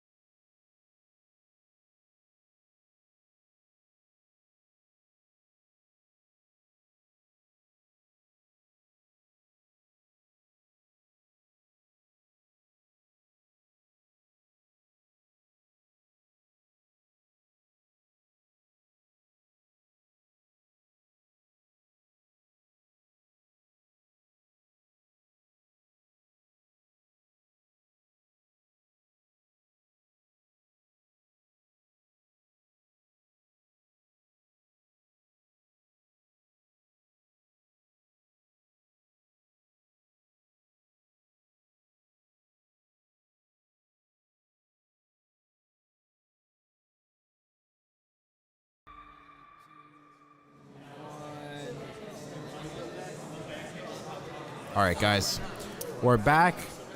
Again, we're just waiting for some of the staff to get back, give them a little bathroom break. But in this downtime, real quick, I'm gonna just run off the team rankings for that big trophy going into the qualifier now. So in first place with just Kadu sub in the first match of the night, we have Back to Basics Jiu-Jitsu at number 1. We have South Boston BJJ, Z Team, Primal Jiu-Jitsu, and Connors Martial Arts Academy all tied for second with 3 points. So no subs in the first minute yet, but we have plenty of matches to go. I want to say it's going to be about 20 matches or so. And guys, as you can see on the screen right now, if you have no idea what I'm talking about when it comes to this team ranking, right? Look here. We have the point structure for PGF. A kill is 6 points. All a kill is a choke, okay? We call them kills. A break is any joint lock. Those are worth 3 points. And you get 1 extra point for any submission that happens in 60 seconds or less. So a choke in a minute is 7 points. A break in a minute is 4 points. So those quick subs are going to award you more. And if you guys have watched PGF before, you know what's up. You know that point structure. But if this is your first time, Really, all the points matter for is for the team trophy. That's what we're doing with the team points. So you guys will see in a second that Brandon is about to join me here on the commentary. I think he ran out of Coke Zero, so he brought Mountain Dew with him. Is this a shades situation here? It could be. Yeah, I don't see why not. Just for the opening, maybe. Guys, if you don't know who this man is, this is Brandon McCatherine, 10th Planet Jiu-Jitsu black belt, and founder and creator of the PGF. The concept that this guy has come up with is unreal, and it's become my favorite grappling organization in the world. I think it's the most exciting organization there is. The way the game is played, you don't even necessarily need to have the craziest athletes in there. It's the game that makes this thing fun, and this guy right here is the guy that came up with the whole thing. So, Brandon, it's great to have you on the commentary table for the qualifier here. Well, first of all, Christos, let me say thank you to you. I really appreciate what you're doing with Enigma. I appreciate you, actually. It's nice to meet other people and do business with other people in the jiu-jitsu community that I know and can trust, that are good people and that really care about pushing the sport forward. So let me take this opportunity to say thank you to you, and thanks for being a part of this. It's been really fun for me, and I really think y'all brought a lot of value to the qualifier, so thank you for that. I appreciate that. We're trying. And also, man, let's shout out Keelan and Isaac right over here. Of course, we talked about them a little bit ago. The stream, you guys see how crazy the stream looks compared to past Enigma events? This is all because of Keelan and Isaac. You guys don't know them. You're going to soon. They're the guys that make pretty much everything production-wise for PGF happen, yeah? Yeah. Not pretty much. All of it. Everything, All of it, yeah. They're geniuses. Honestly, any success that the PGF has had probably should be laid on Keelan's shoulders, not mine. So, yeah, shout out to them, Zoe, Heather, all the people that have been big supporters of the PGF. It means a lot to us. It really does. So thank you. And let me tell you something. I have a bracket for you right now that you're gonna love. Let me just give you a couple of names to watch out for in this bracket, and then I want you to jump in and kind of give me a couple that you're watching out for too. Number one for me, far and away, Dominic Mahia. And I gotta tell you guys the truth.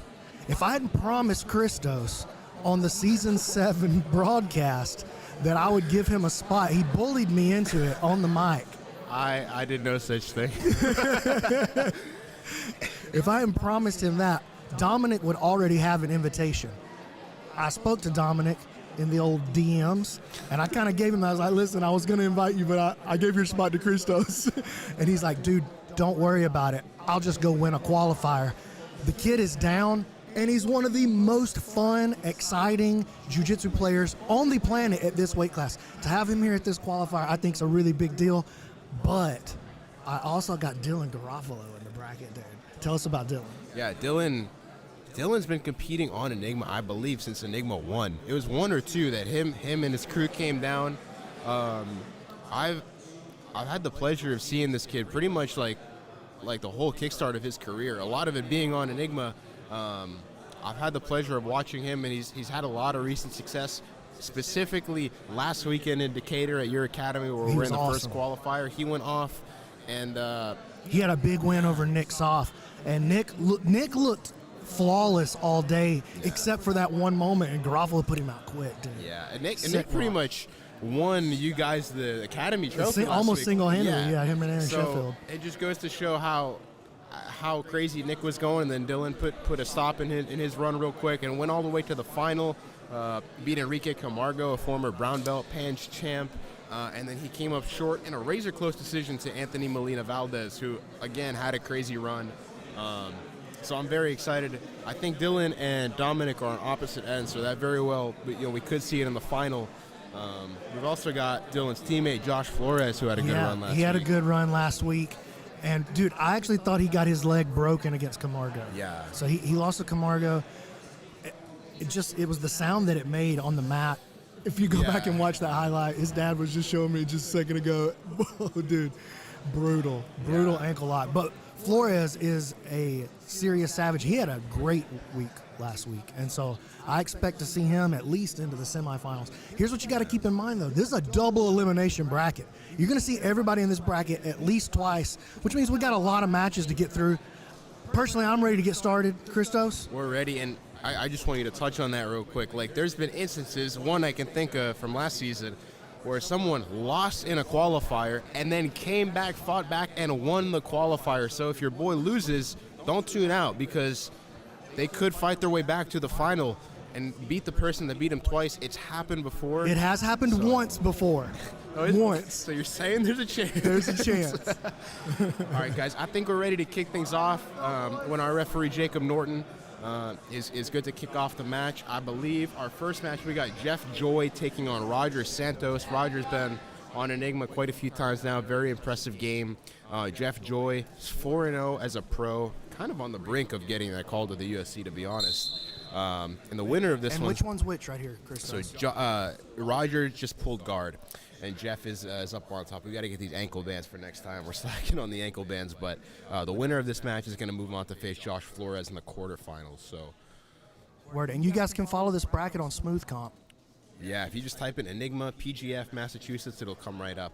And you guys can go to the bracket. And let me give you. Oh, this is nice work. This is nice work. Oh my gosh.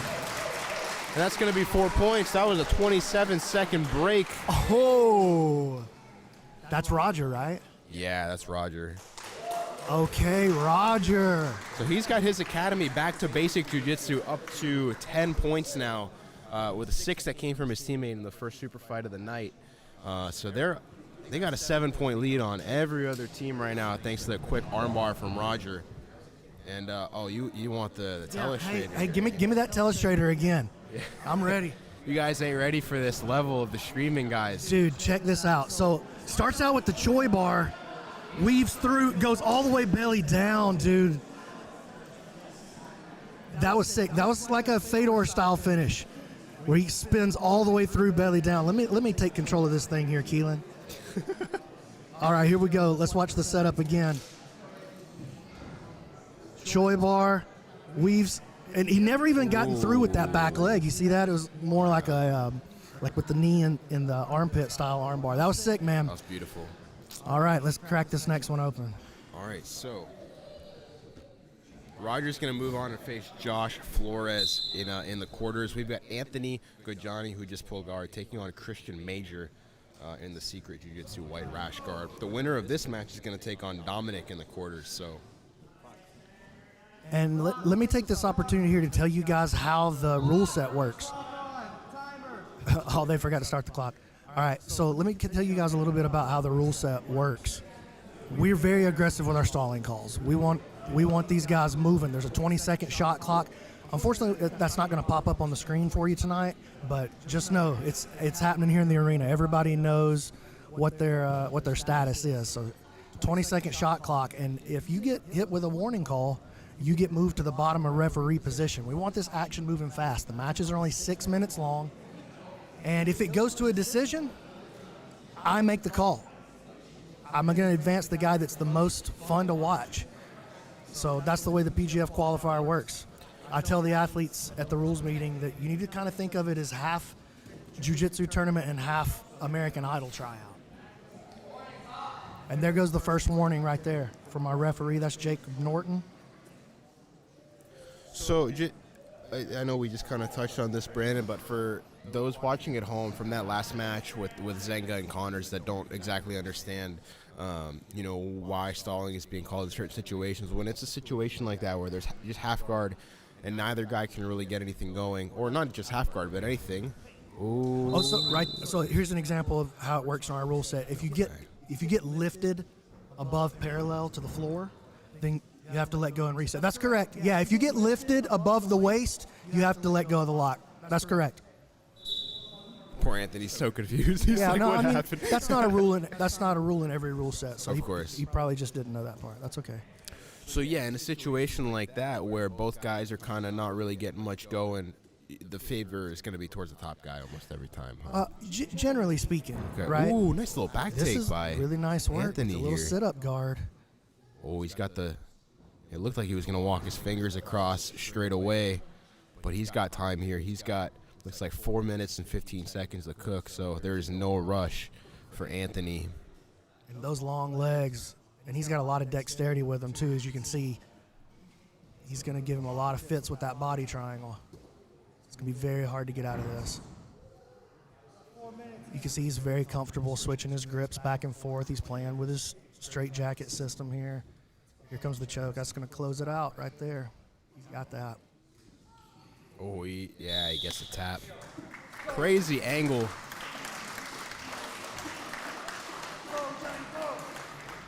Nice work on the camera there. Facts, right? I like this guy.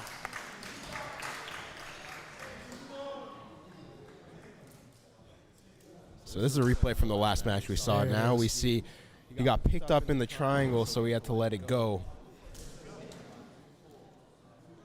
There's the back take. Nice movement. And, man, those long legs allowed him to get to the body triangle so quickly, even though there was so much space in the body triangle.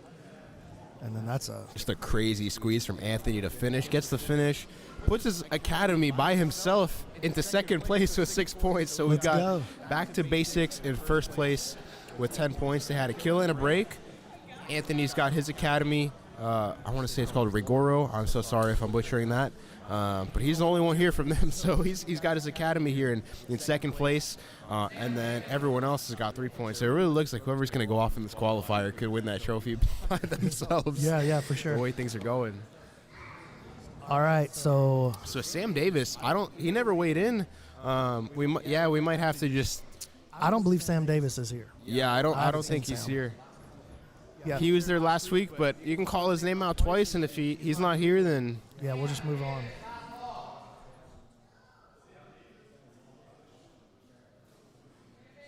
So it doesn't look like Sam is here, guys. Yep, call it.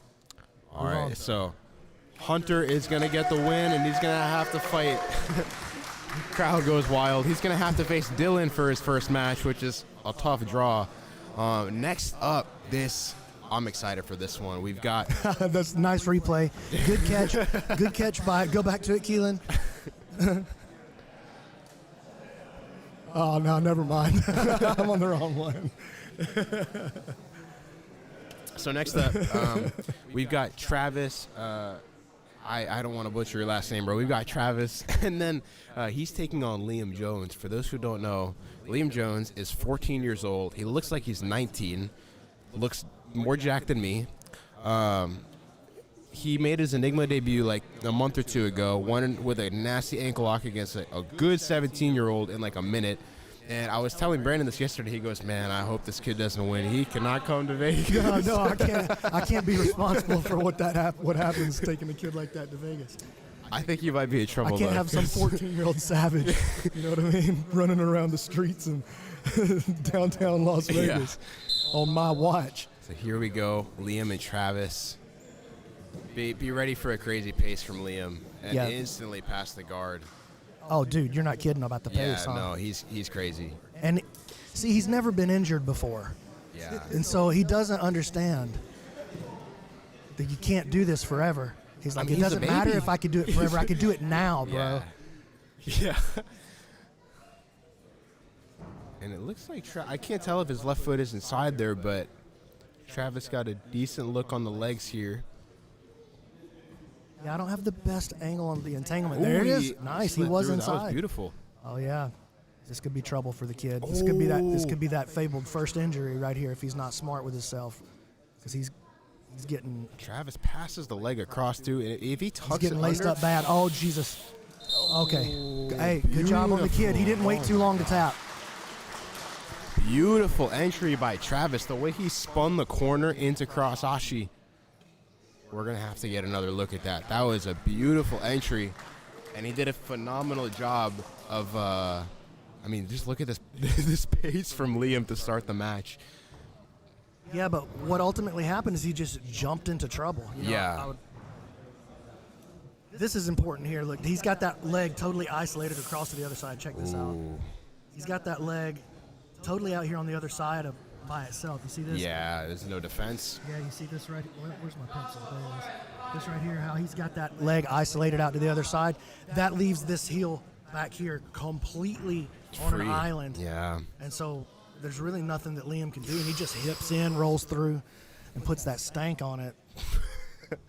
Beautiful finish from Travis. We're going to see him advance, and he is going to have Rory Connors in the quarters. So we are back up to the top, guys. We've got Josh Flores taking on Roger now in the quarterfinals. Right on to the quarterfinals. I think we're going to see some of the constellation bracket, or what do we call it? Consolidation bracket? I want to call it the loser's bracket, but I'm a positive person. I didn't want to say it, but we could say it. I think we're going to get into that chargeback bracket soon, guys. But in the meantime, we've got a sick match here. Santos is on an ankle here. Thing is, is that the same foot that Camargo was attacking last week on Flores? It might be. Josh, calm, cool, and collected. Roger's really good. Yes, he looked great. He looked great in that first match, and he's on the hunt with a guy that I know for sure is really good right now.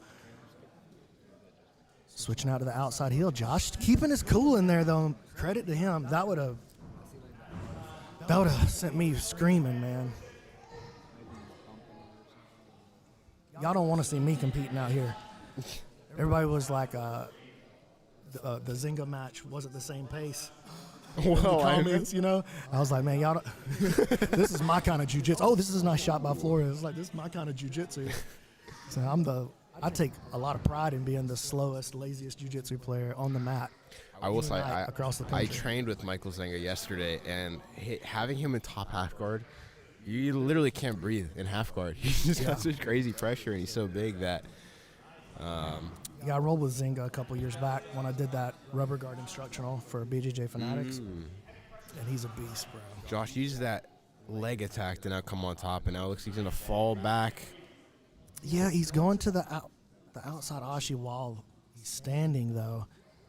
I always feel like that offers so many opportunities for back takes. Ooh, he's got a little bit of a bite. He's just to come on top.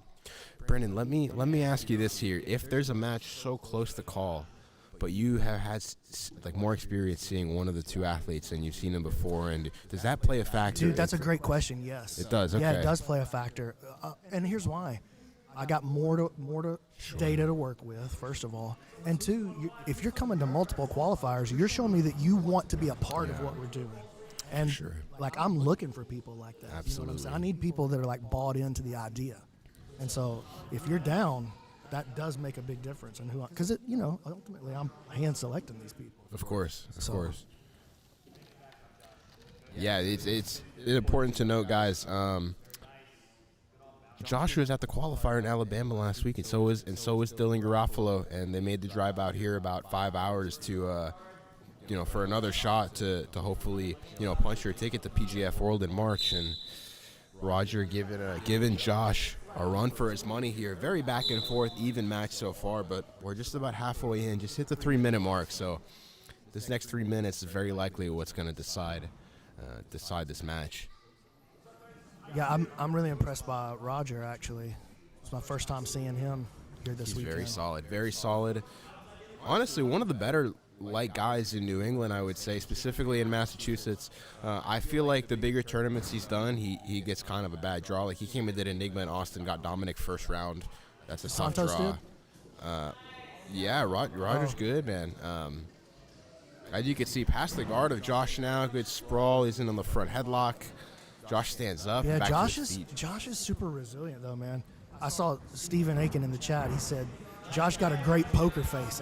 Yeah, he definitely. Oh, this is nasty. This is big. There was a lot of pressure on that. Josh's brother in the Still corner. 2 minutes left, man. He's got the cross Achilles now. Might be looking to dig for the heel. Nice inside spin. Could get the nice job slipping. Hey, man, Santos is a dog.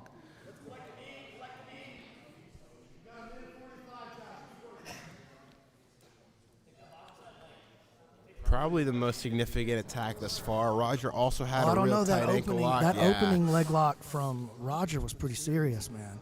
Oh, a little reverse close guard he's right back here. on this thing. He's off to the side, so he's still in inside heel hook territory right here. If he wanted to try to do something with two legs inside, that was very Nathan Orchard looking. Yeah. Yeah, that was very Nathan Orchardy. He likes anything that's insane. That's okay. Yeah, dude, Nathan's the best, bro. I love Nathan. Got it.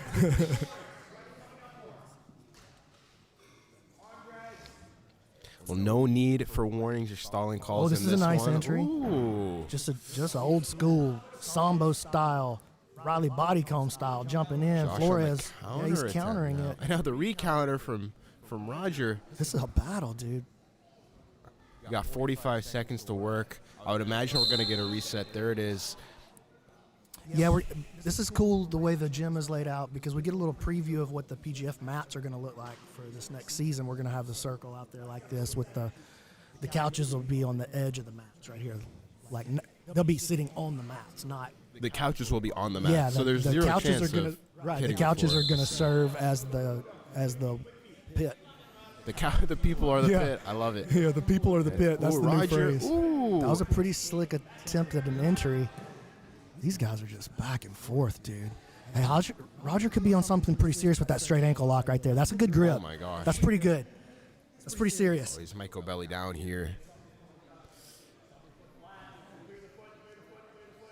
He's just not able to get the spot that he wants. Look at this counter now by Josh. Is all over him, too. You got Man, 5 seconds left. Oh, you got a decision to make. Oh, no, dude. Get out there, Brent. Hey, honestly, this is why I do double elimination for these things when I can. You got to see one of whoever doesn't move forward has to come back. Exactly. Yeah. How you going to make a decision? Yeah. Hey, let's take a look at the replays here for a second. Then I'm going to converse with my referee. Snap. All right, Christos, you walk him through this stuff. Yeah, absolutely. So as you guys saw, beginning of the match, Roger had that crazy tight ankle lock attempt, and that was really the first significant sub attempt that we saw in the match. You see here, Josh in on one of his own. I think Josh probably had a couple more, but man, it's so hard to say. I would have to go rewatch the whole match and count them. Here, Roger had like kind of a bear trap thing and then attacked another real tight ankle lock. Thought we might have heard a pop here. It looks like the decision. We did hear a pop. Yeah, we did hear a pop on this last that- ankle lock. So Oh, well, I was thinking about the very first one. I didn't hear a pop on the last attempt. But the very maybe first there were one. many pops. I'm not sure, but Yeah, maybe we're getting different think- pops. Maybe we're hitting pops in stereo. yeah.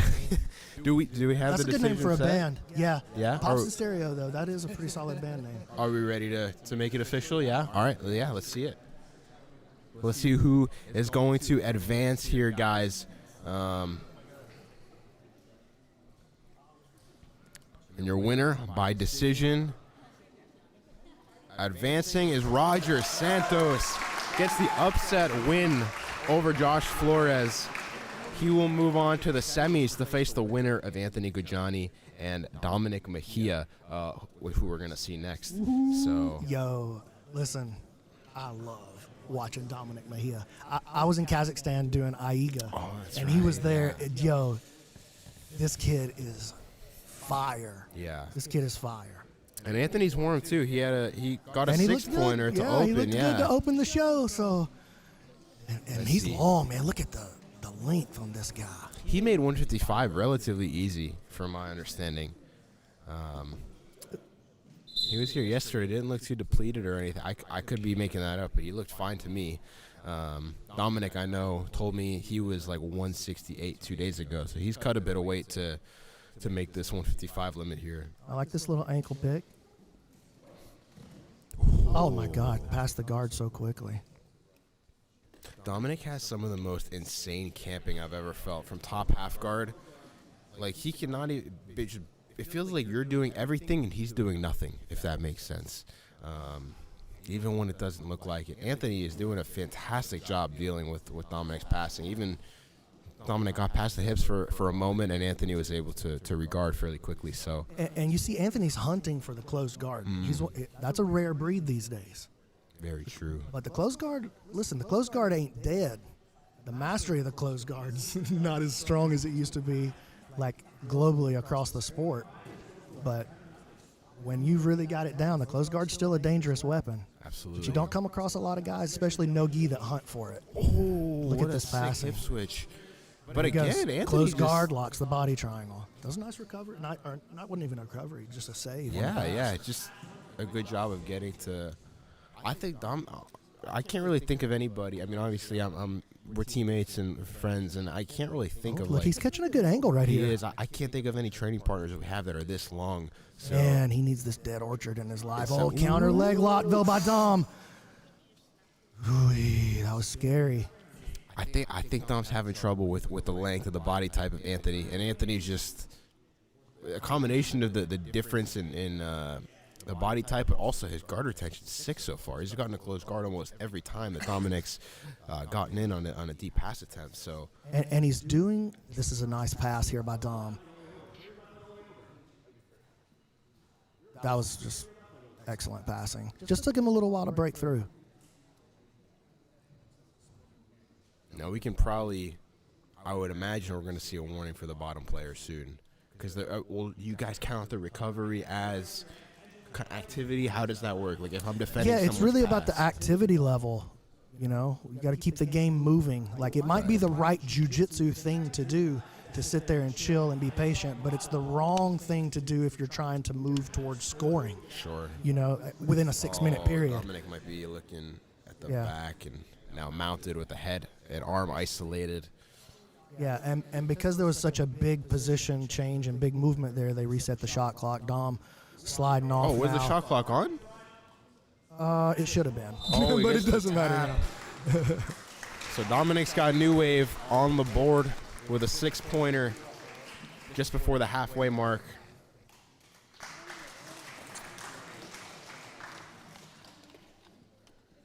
Yo, that kid is so good.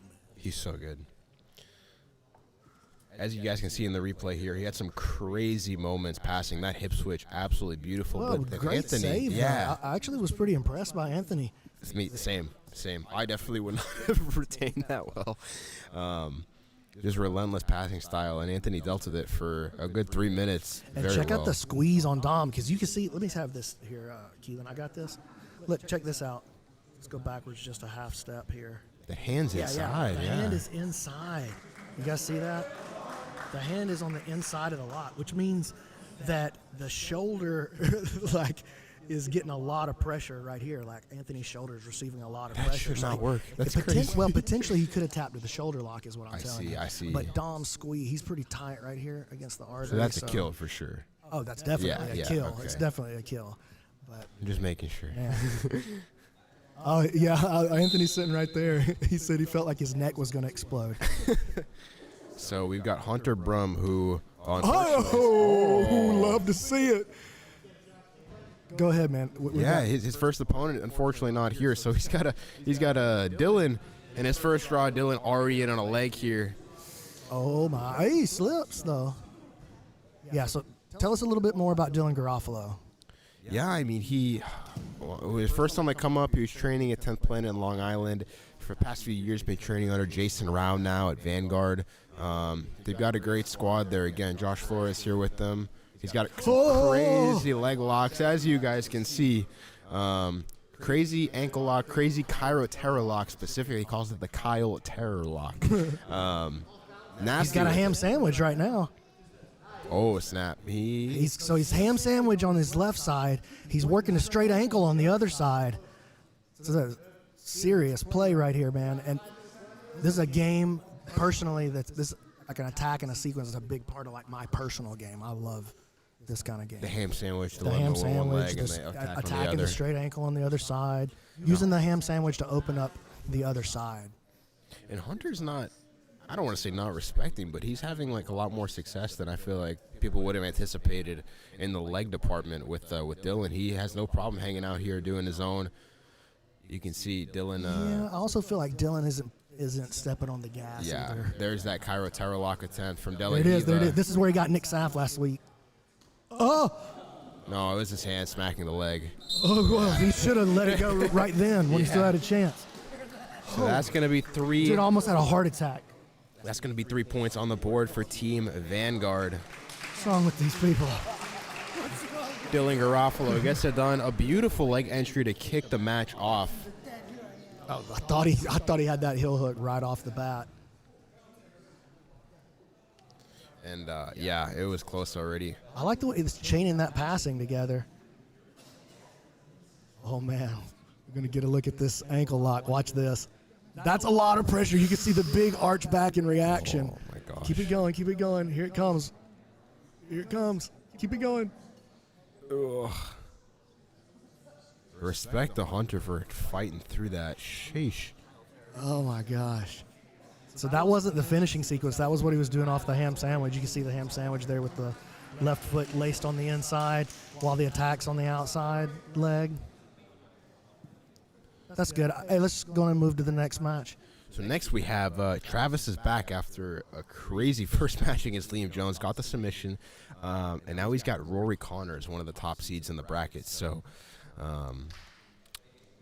yeah, I'm excited to see how this goes. Rory, one of the most well-rounded guys I've ever trained with. He's literally won everything at purple belt. He won, I think Travis off to a good start. He's won, I think, Worlds at purple belt, Pans at purple belt, Europeans. I think he just got silver or one at brown belt. He's like the most slept-on guy, I feel like. He's won everything.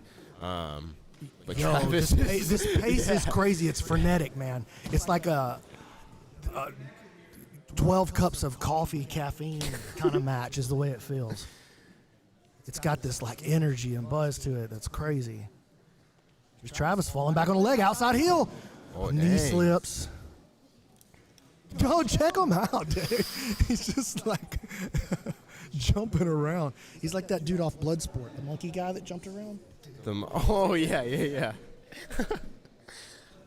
See what I'm saying, dude? Oh, and now Rory's has But it was the a back. big mistake. He's got it a was hook cool, in. but huge mistake. He's got the hips trapped with his knee. He's going to probably, yeah, he's looking to use the strangle to eventually feed the body triangle, and he's got it. Sick. And Rory's got plenty of time to work here. He's got 4:40 on the clock, fully locked body triangle. He's got a lot of time to bring this home. He's working with the arm inside right now. I thought maybe he was thinking about a like a Rotolitine style pressure. We always say Rotolitine, but really that's the Braulio Estimatine. Is that what he used to do early? I've never seen that. That's what he tapped. I believe that's what he tapped Marcelo with at ADCC No way. back in the old times. Really? I'll have to go back and watch that. Braulio's Travis the man, dude. spins, gets that elbow. Looks He to get survived elbow that. That's across. crazy. He's got to be careful of this high guard of Rory. Or Rory, if he builds up to his left elbow, could slip back up to the back. But Travis slowly inching his way back into a better position, like he's off the back now. I mean, this is dangerous.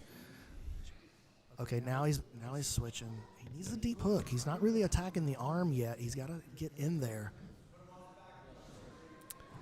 I'm hearing some insanely Now heavy he's in. breathing, and the clock is 3 minutes 30 seconds on it. He needs to get his shin over behind the head. See, there it is. Now he's going to be able to flip him. He's got to get the legs over his head, roll him through. Yeah, you here can he see comes. Rory. This is nice. This is nice work by Rory here. I like what he's doing here with the foot. He's setting his grip, and then he's going to bring it over the head. And Travis, he's a survivor, man. Just finding a way to hang in there. Rory spins through.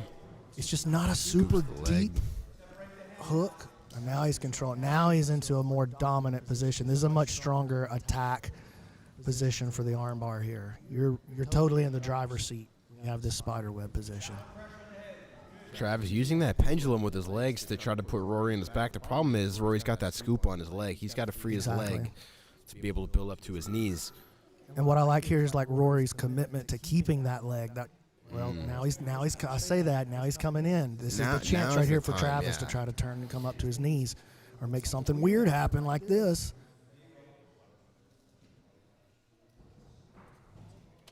He may be able to slip his inside elbow to the ground here. Nope. Oh, here he goes. Ooh. I think that might have made a little bit of space there in the lock. I don't know. I feel like this one's tighter than any of them here. He's elbow to elbow. Look how deep his elbow is connected. Oh, but here comes Travis up now. He's got the knee on the head. Stepping all the way across. You can hear If he can get his arm free here, I mean, it's going to be hard for Connors to fit. There it is. He's switching off now. He's got to watch Wow, his man, counters. what a survivor, Travis. Oh, he's going. I think he's going. Yeah, he's going reverse close guard. Oh, that. Dude, He's no got- way. he's gotta What a get- rally. He's got to get Rory's legs bent in order for this to work, and he's got to get Rory's hands to the mat. If Rory's legs are straight out here, he's not going to be able to finish it. Rory's got to lock his own. Yeah, now, if I'm in this spot, I'm not moving. It's too risky, especially with there being only a minute left. I wouldn't be surprised to see these guys just be cool with chilling here. Well, they're not going to get to chill here for very long because that shot clock should be rolling on somebody right here if they get stuck. So who do you call this? If Well, this is Rory's I'm on not saying top- it's time yet, but I'm saying if they end up Yeah. spending Oh, now Rory maybe. 45 seconds there and nothing's going down, That's what I'm now the saying. position's changing though.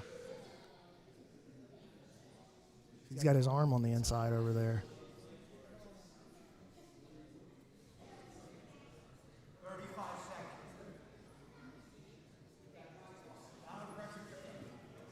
Now this is much better attacking spot for Trav.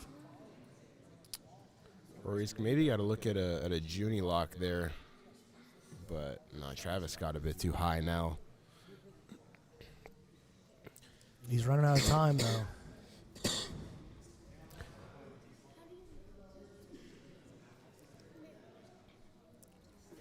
Five, four, three, two.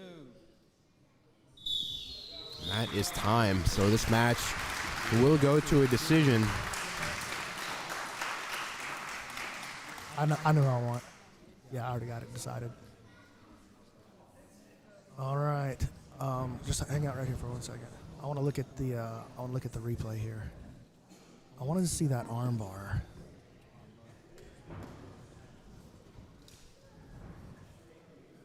That was certainly Travis's best attack early in the match. That heel hook he jumped on. Oh my gosh. It's just a beautiful back take by Rory here too on the come up, where Travis goes for the back spring. I'm telling you, he's got that big coffee energy. He does. You know what I mean? I want to call him Big Coffee. And Rory Connors advances to the semis, where he will take on Dylan Garofalo. So our semis are set right now, guys. We've got Roger Santos and Dominic Mahia. And then we've got Dylan Garofalo and Rory Connors. And I believe, don't quote me, guys, I believe we're going to move on. Yeah, so we're going to go to the losers bracket right now. Okay. And we're going to see, I think we're going to see Travis versus Jeff Joy. No, it looks like Christian Major is coming up over there.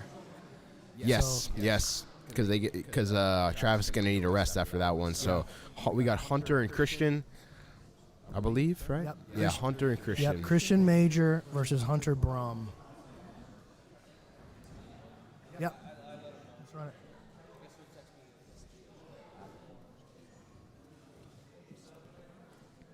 So guys, like we said, even if you're tuning in for your homie and they lost, it is not over. They can fight their way back and still win this thing. So do not go anywhere. All right, let's crack this thing off. However, if you lose twice, then it's over. Then you're it's going over. home. Then we don't care anymore. So both of these guys are fighting to stay here. The loser is going to go home. Both of these guys are coming off a loss, so they're going to be fighting hard to keep their place in the bracket going forward. I love the double elimination style in the PGF. Oh, and here's a strong straight anchor lock. Oh my God. Oh Jesus. Made my. I think Hunter can eat some leg attacks. Hey, that's the ankle he just got attacked by Dylan. This one's getting belly down. That's gonna be bad. Oh my gosh. Oh, dude. So Christian with that's a 4-pointer. He is hyped. I would be too. Submission comes in under 40 seconds. Yo. And he's going to advance. That was nasty. That was crazy. So now I think we're going to see Travis come back and take on Jeff Joy, if I'm not mistaken. Oh my gosh. Just so much extension on that lock, too. He's bellied down all the way. That was nuts. And he got fired up, dude. You got to appreciate that. Man, poor Hunter. He came out, got the same ankle, worked on twice. It's okay. He'll be back. Honestly, his matches were both very exciting, so he's of course welcome back on our show anytime. So yeah, I think we have Jeff Joy coming back now. We're going to see a bit more of Travis, and honestly, I like this kid's chances of fighting back to the final, to be honest. Yeah, Travis has been impressive so far. Yeah.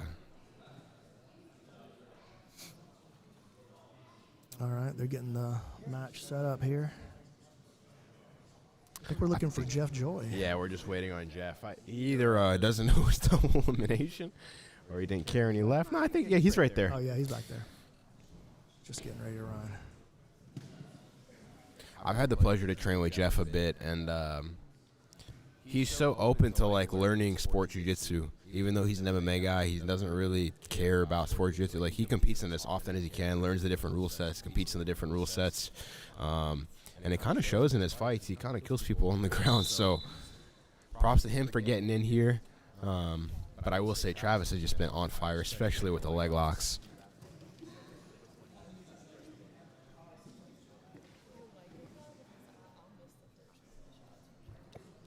Travis looking to make an entry on the other side already.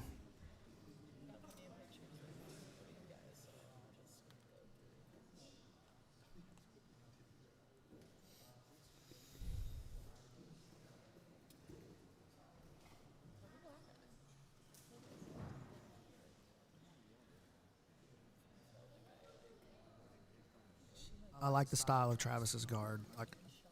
I like to. Oh, look at this though. Jeff trying to jump over the top. Well, just on the bottom. Oh, so, Yeah. now Yeah. Did he? I looked down for a second. What happened? How did he end up inside of control? he tried to jump a Kimura. He tried to hit a rolling Kimura, and he just didn't. Okay. He didn't have it.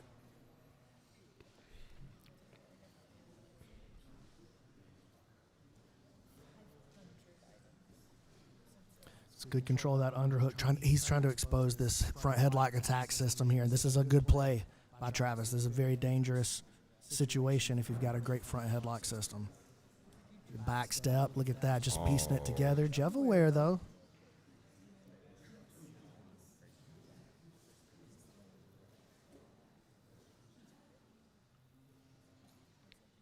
Jeff had one of my favorite matches ever on Enigma. He's down like 4-0 with 10 seconds left. It's back when we would use ADCC rules, and he gets a takedown and a pass with 10 seconds left. and this is the same thing again. He's countering that Kimura, and they're off the map. All right. Nobody did. That's good. We don't like when people die on the qualifiers. That's for sure. Regular season, different story. It is what it is.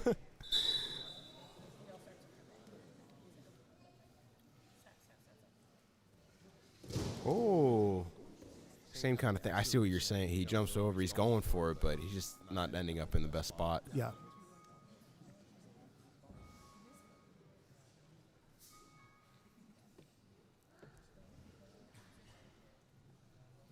Appreciate those of you hanging out with us in the chat. I got a PGF merch pinned at the top of the chat, so y'all go get a rash guard. I was going to ask you where I can get one of them hats, yeah. And I'll tell you something else. Don't be scared of that super chat, fellas. Put some money in the coffers. Oh, look at this. Jeff's sitting back. He didn't really have anything, though. So that's kind of been the story of Jeff's attack so far. He's jumped. He's like, oh, I'm on something. He's trying to grab the limb with no control. You know, so he's like jumping towards the limb. He's done that twice with his Kimura. He did that just then with that leg lock. How much do you value something like that when you're looking at, to make the match as exciting as possible? You see someone making big movements, but not necessarily. Well, I value big movements better than no movements. And look, hey, back to the well again. Bang, right into his game. So that was perfect. Great job. And way to believe in your technique, too. You know what I'm saying? Like, I might have through on this. I might have missed my first two, but I got this one. And all the way to the back, and now you can see this is very comfortable in this position. This is a strong attack. He's got this heavy body, straight arms, hanging a lot of body weight through that attack, switching now to the triangle. This is great work. He's going to get that grip broken. Oh, maybe not. I mean, Travis is hanging in there. he's got the hand on the inside of the triangle, and that's preventing any kind of like choking pressure. He's breathing really heavy. Yeah, but even if Jeff scoops the leg, it's going to be... There it is right there. Now he's going to be able to do something. Oh. Yo, check out Jeff. Jeff Joy bouncing back, putting that L in his first match behind him, and comes back strong as Travis, who I personally thought stylistically was going to give Jeff a lot of problems, especially with the leg locks like we saw in his first match. That was nice work, though. I like that he went back to his A game. He just believed in his A game, stuck with it, went back to it, missed his first two, and then when he landed it and actually had the position, you could see he was very experienced and super dominant from there.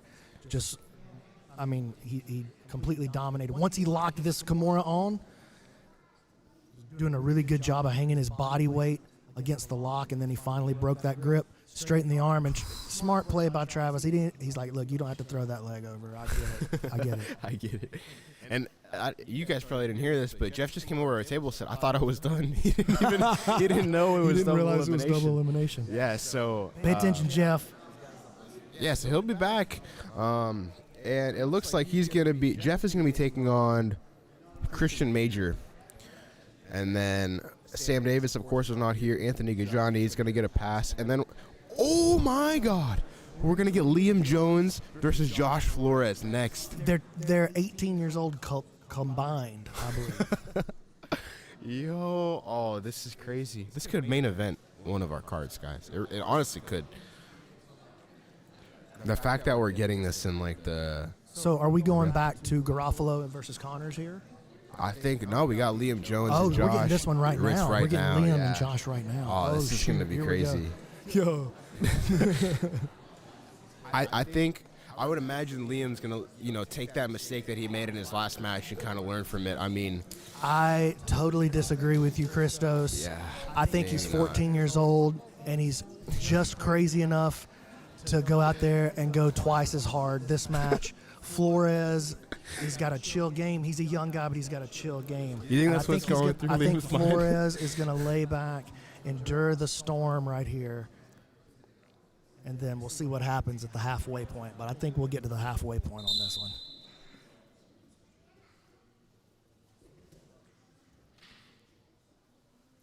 See? I think Liam definitely maybe has a bit more respect for Josh's game. But than you know what? He's right now. But as soon as things get heated for the first time, he's going right back. Yeah. He's going right back to full Liam. Because you're right. He's thinking about it right now. He's like, okay, I got to chill out a little bit coming into this next one. When things get hot, it's different. That's right. Josh, little. Oh, yeah. Oh, it's the dueling Aoki locks. Josh right back into it. Oh, my gosh. Hey, you got to be careful right there. You get PJ Barks real quick with that spinning inside heel hook. Right there. Oh, my gosh. Aoki, this one's going to be pretty strong. Liam standing up on it, gets some weight on the leg. Josh switching to potentially outside. Liam gets the knee free. Gets his feet back to the inside. Just like the choice of how he escaped that. A big explosive movement. Like, whoa, man, that's scary. That's like a young decision. Oh, my gosh. He's just flying all over the place. You got to love watching this kid compete, win or lose. He's just, but both these guys, specifically Liam, though, all this kid likes to do is fly around. But Josh, crazy movement as well, very methodical, beautiful Make it, hip though. switch. Thanks for watching, guys. Appreciate everybody joining us here for the PGF qualifier leading into Season 8. This is our second qualifier up here in Massachusetts, as I like to say. And Enigma 21 just concluded that Enigma card. Hey, if you're watching, if you enjoy the free jiu-jitsu content, give us a like. Hit that subscribe. And check this out. Ring the bell so you can be notified about the next qualifier going live and about the PGF regular season, Season 8 PGF World going down in Las Vegas, March 23rd through the 28th. You don't want to miss it. Ring that bell.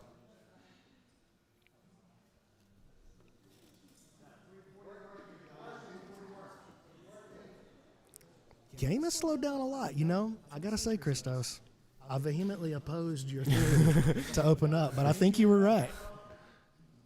I completely agree with you in the sense that he's young and he's crazy and he's going to go after it like that, but I also think, in a sense, and now Liam gets a shot clock turned on him. Which completely invalidates my theory. If he got the shot clock turned on him, my theory definitely wasn't true. Liam's going to have to make a big action. He's got 8 seconds to do so. Oh, and here he goes. To me, that's a big enough. That's a sweep right there. That's enough. And a great job by our referees there. This is a nice catch by Flores. I like it. Goes after the second leg. This is the right choice. You got to slow the young man down. Don't be surprised to see him try to pass it across the body like we saw Travis do earlier. We're going to see a Texas cloverleaf. cloverleaf right here, big dog. Oh, big hip in. Now switching off to the inside. And that's a finish. Oh my God, Liam, you got to respect your body, kid. Oh man. Okay. Oh Jesus, bro. These guys give me a heart attack sometimes. When they're that young, it's just like, it's scary, man. It's scary. I'm happy he's okay. This was a great decision here by Flores, switching off to control the second leg. That allowed him to get into this Texas cloverleaf, big hip in, and then Liam rolls to try to defend it. That clears the second leg off, and it's just big, nasty pressure through the heel hook finish on the inside heel hook by Josh Flores. Kid's a real deal, man. I really like him. How old is he? Josh, I think, is like 17 or 18. So young. So we're going to see a little rematch here. 17, 15. Okay. Oh, my gosh. Uh-oh. So we got a little rematch here. Dominic got the win by sub pretty quick in the first meeting. Let's see what Roger's done with that information and that data he collected from that first meeting and what he's able to do with it. Oh, man. I wish it didn't shake out this way. I'd like to see a different matchup. Well, I mean, Roger's on fire. He was on fire in his first match. I would not be surprised to see him make it back here, even if he were to lose, but I'm certainly not counting him out. Like I said, his first match, he clutched. I want to see these guys in the very final. This is the way it plays. It was kind of strange because Rogers. Dude, I've been really impressed by Roger so far. It's good because like we lost some of the people that were signed up, so we started with 12 today. Actually 11 because one of them didn't show. But watch it. Oh, look out, Dominic! Goodness. Oh, yo, what did I tell you about this kid? What did I tell you? Yo, Roger's no joke, guys. Dominic just came out and highlight reeled him. That was crazy. And with that break within the first minute, Dominic now has New Wave tied for first place in the team rankings. Watch this big step over Mika Galval style. He's like, no, it's Dominic Mahia style now. This is my show. Look at that. Threatened him with the triangle. Throws all the way across. Continues the belly down motion. That's what made it happen. He continued that rotation. Kept spinning around the circle. Hey, Dominic Mahia is the real deal. Did you see my guy almost hit the Mighty Mouse, Thurman? I did, yes. If you guys didn't see that, there was a great highlight earlier in the earlier in the Enigma card. That Mighty Mouse armbar almost went down. All right, we got to get this thing cracking here. I want to see Dylan Garofalo. This is also a rematch. They fought at least once. They fought on Enigma. The clock is not running. Clock's not running. Clock. Timer. Sorry, guys. Our timekeeper is guy's kind of slow. So yeah, this is time's not real. That's right.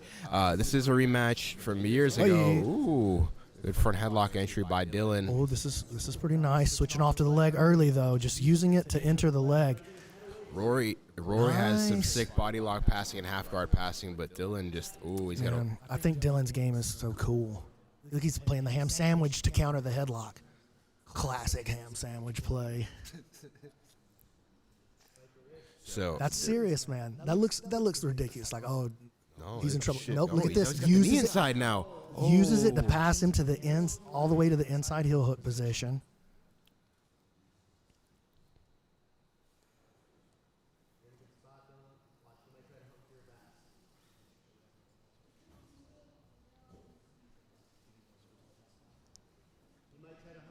So their first meeting ended with Dylan getting the win in EBI overtime via escape time with 1 round.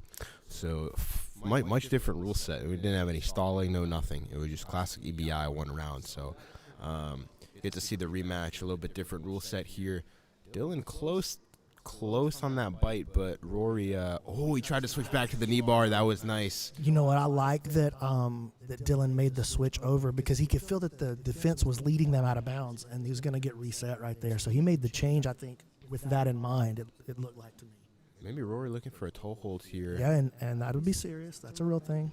The thing is, Dylan is so insanely hard to foot lock and leg lock. His legs are so much dexterity.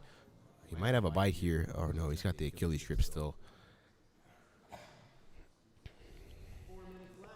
Rory doing a good job turning, but now he's got that in the back of his mind. If he keeps spinning and overturning too much, Dylan can kind of cut back into that knee bar. So he's got to be careful of how much he spins, or we're going to get a reset in the center of the mat. Okay, this is a test of Jacob's reset prowess. We're going to See if he's up to the task that our referee Weird Al has put him to.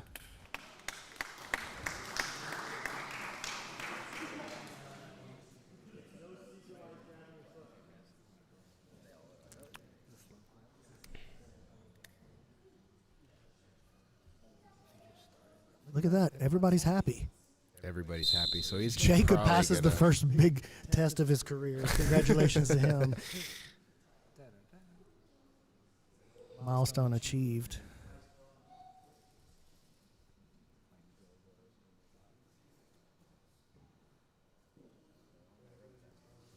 Oh, Dylan does a beautiful job just looking at the heel as he's following it. Now pass it to the outside. Oh, back to the inside. Just giving him all kinds of different looks to think about. Watch this Woj lock right here. Woj, yeah. For those of you that aren't familiar, that Woj lock, it's basically a toe hold style pressure, but it happens from the 50-50. You attack the same leg you would attack the inside heel hook with. He's getting pressure on it. You see it? Makes a toe hold pressure. There it is, right there. Oh, he thought about it. Oh, that's a deep grip. Oh, I thought he tapped actually. Oh, there it is. Woj lock.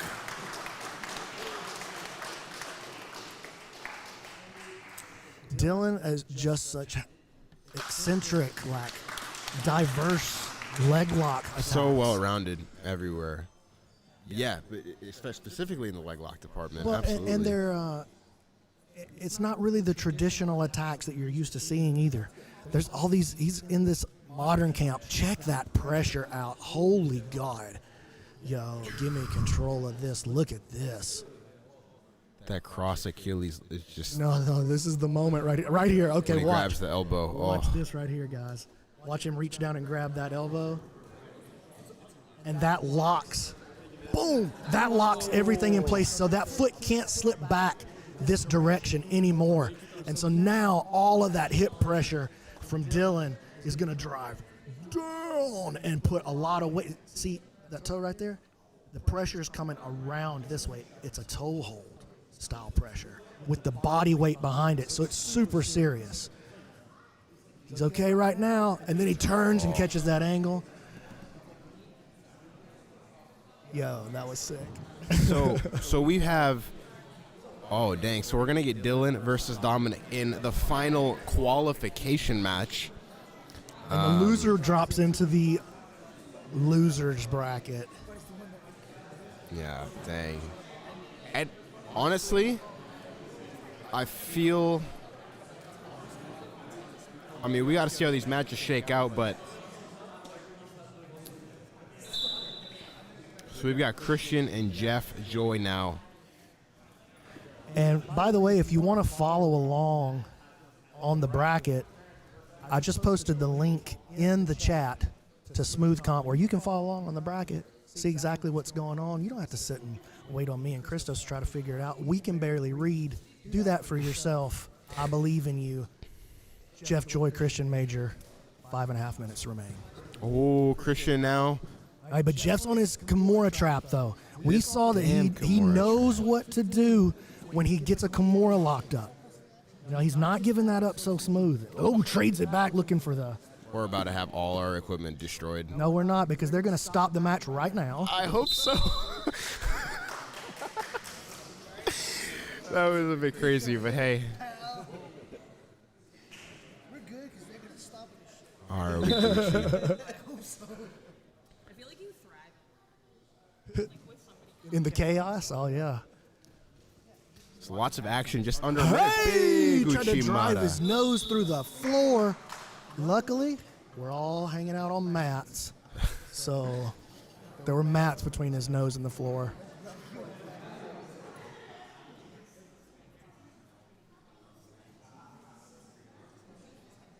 Somebody's comparing Dom to Kyle at the Nashville qualifier. Yeah, that's good. Harp in the chat said Dom's on a different level. This is like when Kyle Bame was at the Nashville quals last season. Yeah, Kyle dominated I mean, the qualifiers. yes, he's looking good, but don't forget he's got Dylan next, Yeah, that's a great point. Dylan's very, very, very good. and I don't think anyone's had more matches than Hey, Dylan. Jeff in on this his rule Kimura set. again. Again. Oh!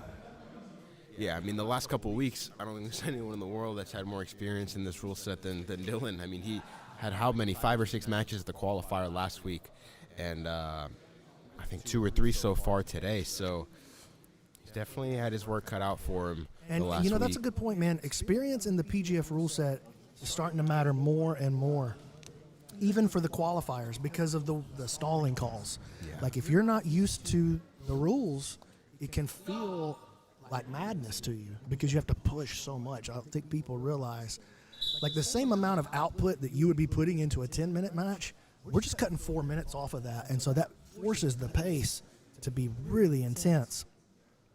Jeff. And because there's no value to a draw. In the qualifier, there's some value advancing, right? But if you draw your way through the qualifier, you're never going to score during the regular season when you step up a level and you got to finish those guys and you weren't finishing the qualifiers. You know what I'm saying? It's gonna be a tough sell to draft a guy that didn't get any subs at the qualifier. I mean, you can't sub anyone at the qualifier. More than likely, you won't be subbing guys at PGF World. Again with the Kimura grip. He's going to use this to come on top. Jeff has just been on fire with this grip. I'm going to start calling him A-game.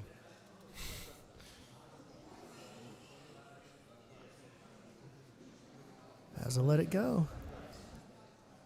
Now on the back. Oh, he's got the top hook in. It was really his Kimura that did that work for him. Jeff now neck pummeling back and forth, left, right. Oh, he's not quite under the chin, but Jeff didn't even know this was a double elimination bracket, but he's just working his pulled way up. back into our hearts. Not just the bracket, but our lives, you know.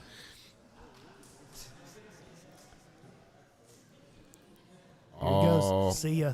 Oh, That's now all he's she got a wrote. punch, and he covers his hand with his chin beautifully. He's going to get this finish here. He's going to compress and push down. That's it. And that's a kill for Jeff Joy.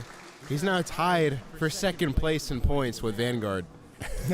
It's Dominic, has New Wave at 10. Back to Basics is at 10. And then we've got Vanguard and Jeff Joy by himself. And sitting tell with him 9 points. why we're keeping the team points. Like, it doesn't actually have any bearing on the PGF qualifier, but what are you keeping the team points for? Yeah, this is just more so an Enigma thing, guys. We did it the first time last week at 10th Planet Decatur, won the best overall team trophy.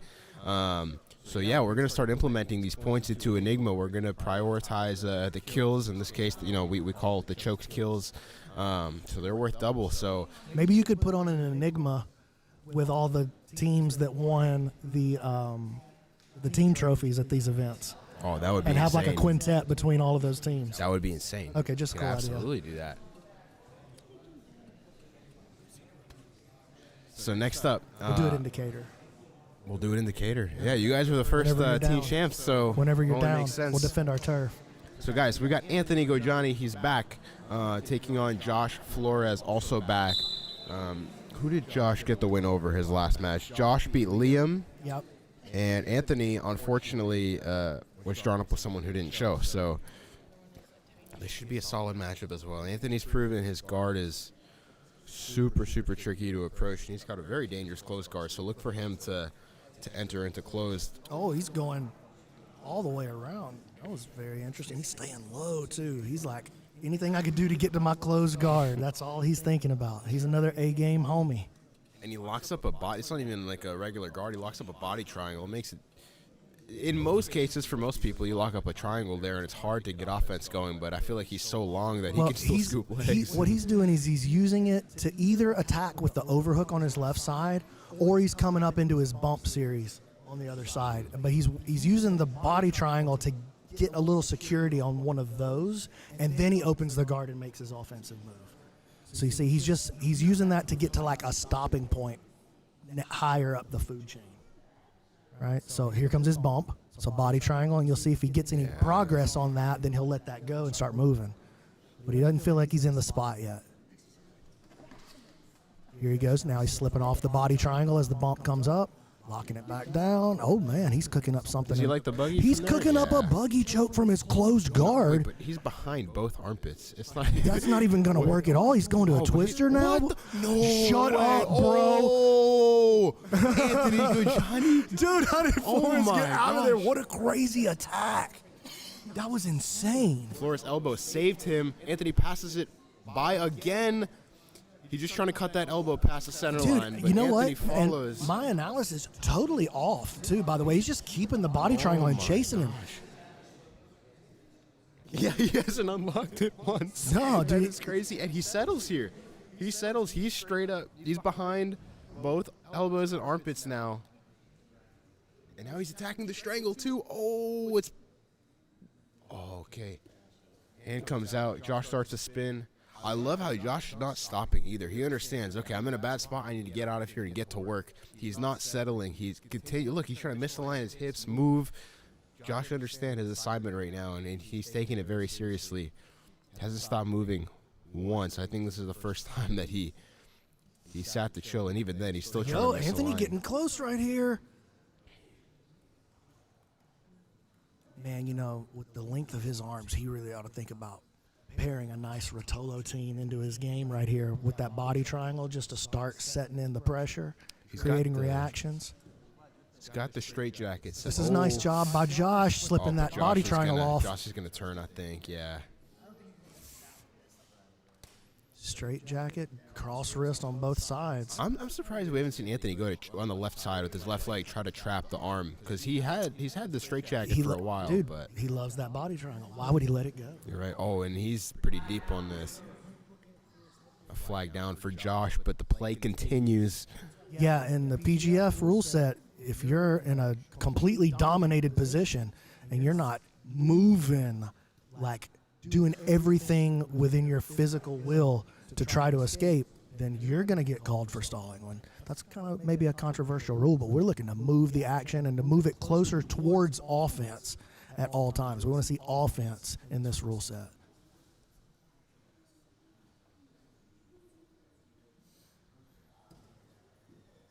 I mean, Josh is he's doing a great job surviving down there.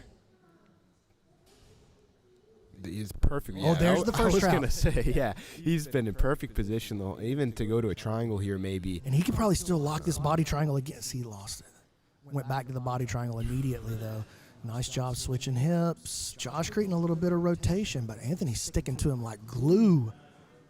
Josh has come so close to cutting that elbow across the center line, probably 3 or 4 times now, and Anthony just barely is able to stay behind, but manages to every single time. You know what I like about Anthony? Very interesting game for this weight class. It's very long, limbs, legs long, arms long, plays the closed guard, hunts for the closed guard. You know what I mean? Those are not things you see at 155 pounds a lot. Yeah, I mean, you don't see closed guard play much at any weight class. As anymore, the you're right. weight classes go up, and then if you watch gi, you'll see a lot more closed guard.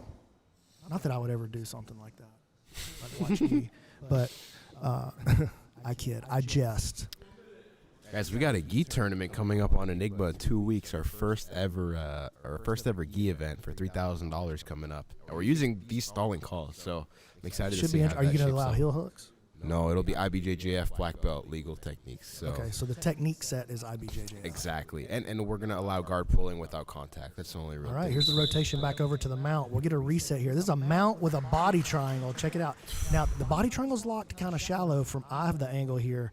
The body triangle's locked kind of shallow on the foot, not on the shin. So let's watch that on the reset. That's a big difference when you have that body triangle, especially from the mount. If you can lock all the way onto the shin. If I'm Anthony, I'm trying to cheat and lock that as tight as possible. Yeah, I want to Look at him go. Yeah, there it is. Yeah, and he does. Look, he's way deeper with that shin He is. than he was. Sneaky.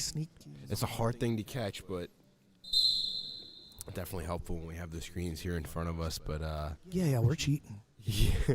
Anthony. And we're cheating along with you, our Ooh. own viewer. Ooh. Triangle. He doesn't have the elbow.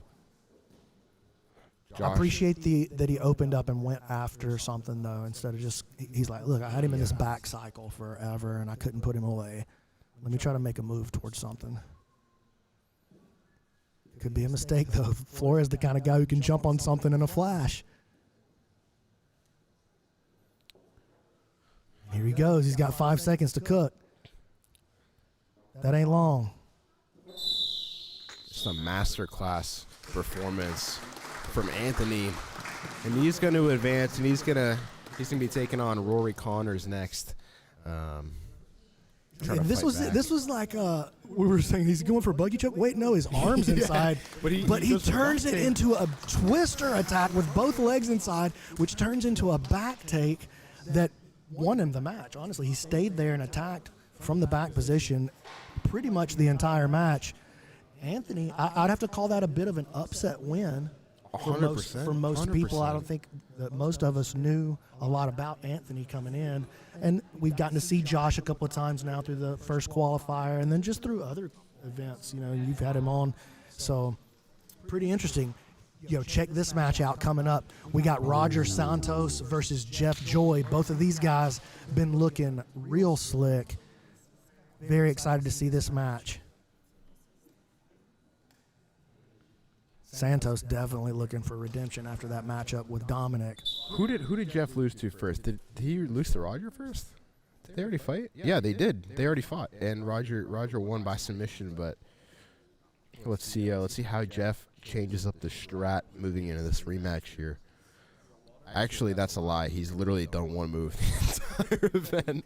He's just got that Kimura trap. Oh, look at this entry. Dude, Roger. That's the inside heel hook, and he got it. Yo, Roger Santos. Dang. We got to see that entry again. Look at this entry. Big elevate, big back step. That was gorgeous, man. I want to run it one more time.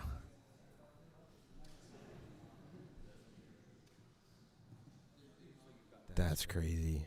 Look at dude, how much movement he got out of him. And it's because of Jeff. Jeff was making forward pressure, right? And so it just made that little bump. Like Jeff is going this direction with his pressure. And so it just made that bump with the hook super easy. It took Jeff way off base, made everything light at the legs. So just a great entry. And then a good, clean finish by Roger, too.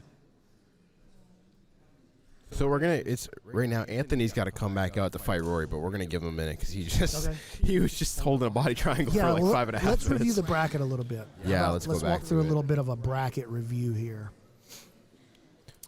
So we got this match with Anthony and Rory. The winner will go on to fight Roger, and the winner of that one, I believe, will go to the final. No, I'm lying. I've never ran a double elimination bracket before. Oh, here, I got you, dude. I got you. I got this under control. Lean on Uncle B-Mac right here. Dominic versus Dylan is about to go down. I don't know if that's the next match that's coming up. Rory and Anthony but yeah. Neither Dominic nor Dylan have lost yet. And so whoever loses that one drops into the consolation bracket. And the winner advances into the final. Now, here's what's cool about the PGF qualifier. You got to lose twice to be eliminated. So whoever ends up in the final has no, like, from the top side of the bracket, they get there with no losses. So you got to beat them twice. Now, in the Vegas qualifier Yes. last season, I believe it was Rory, right? That Yes, it lost was the Dory match. Allen. And then he beat the guy that beat him twice? Is that That's what right. happened? That's exactly right. Don't count yourself out, guys. Seriously. It's only happened once in the history of the PGF qualifiers. This is the 8th season coming up. And we did have last season somebody win for the first time out of the consolation bracket. Hey, if you guys are watching out there, please do me a favor, like, subscribe, and ring the bell for notifications.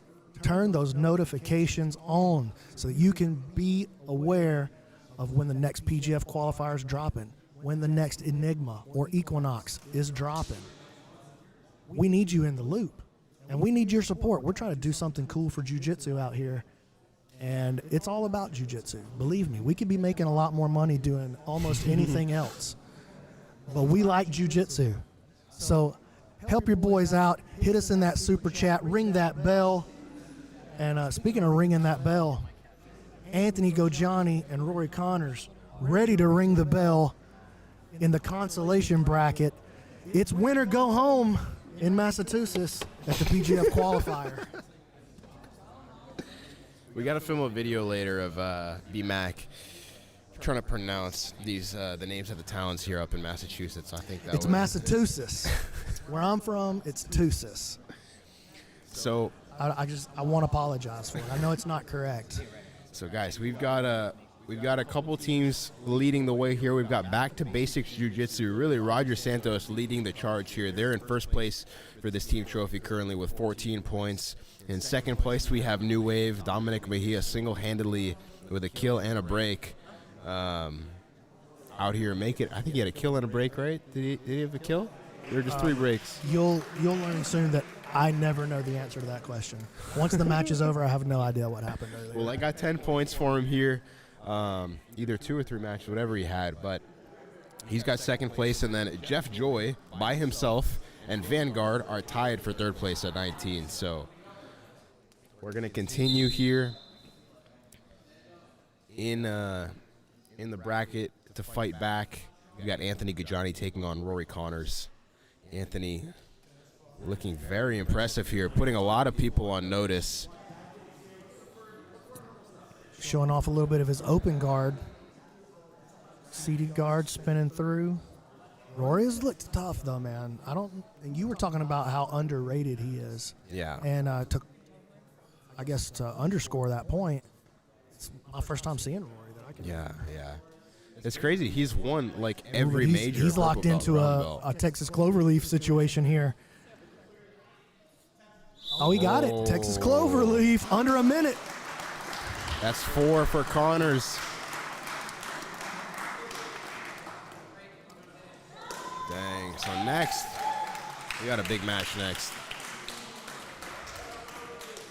So for those of you that aren't aware of what the Texas Cloverleaf is, let's go back and let's actually look at this submission itself.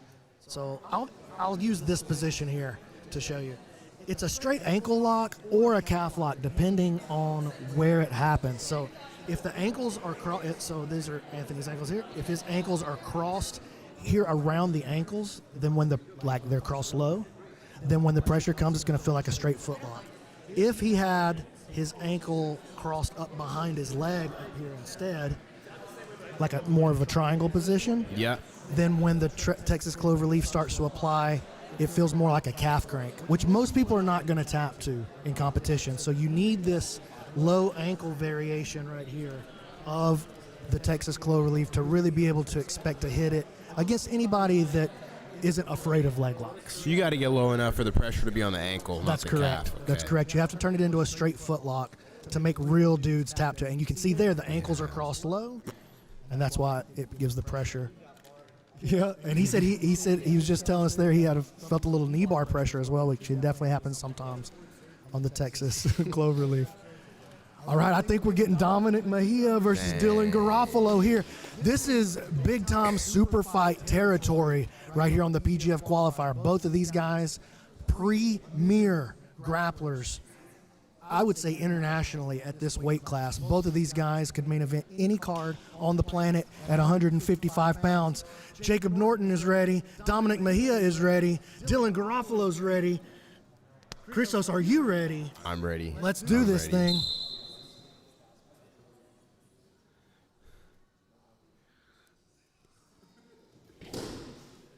The fact that we might get to see this match not only once but twice, Potentially, yeah. is because whoever loses, they're gonna be the favorite to make it. They only got to win one match to come back. That's right. So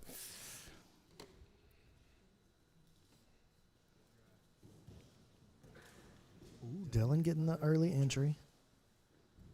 Dominic super aware. Dylan hanging on to that foot, though. Dylan playing with a very relaxed open guard. I would say it's kind of hard to. I mean, Dominic's tough to tap in general. I would say. Look at this movement around. So Dominic, he doesn't move spastically, but he moves. He's got this like aggressive energy to his movement, but he's very intentional with that energy. Like it's going to very specific places. Mm-hmm. You know, he doesn't feel like he's jittery on coffee. You know what I'm saying? It's not activity for the sake of activity. He's directing it towards his goals. It looks like Dominic doesn't really care to entangle with Dylan's legs. I would say Dylan's probably. I think it's a good choice. Like, Yeah. you know, if you're Dominic, how else do you see Dylan beating you? Yeah. No, I So if I agree. can get around that leg game, even if it takes me a little bit, here we go.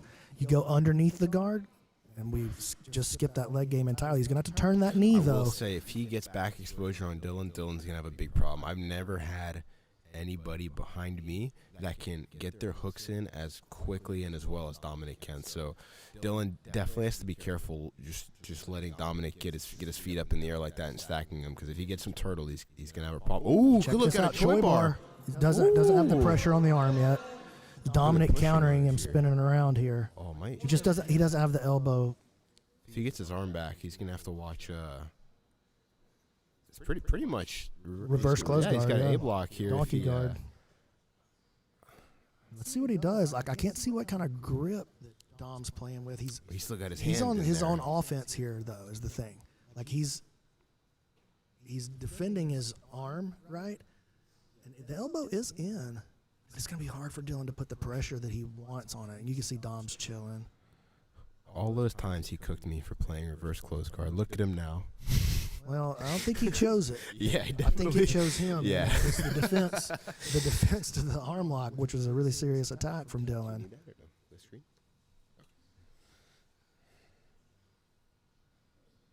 So now in this case, we're nothing. Oh yeah, now. Oh dang, that's a good look. Oh my. I God. guess that was just the noise of the mats. This is a toe hold here. Dylan, seriously dang, that's just close. reached. He just reached up and like brushed his nose. Dom's doing the gotta- classic. See him? That's crazy. He's doing the classic. Like I don't Dom's care got about to pull this, up bro. on the heel here. He's pushing the toes, but he's not pulling. Now he hops on it. Oh dang! All right, we just hit the halfway mark, guys. We got 2:40 on the clock. Pretty back and forth so That was far. terrifying.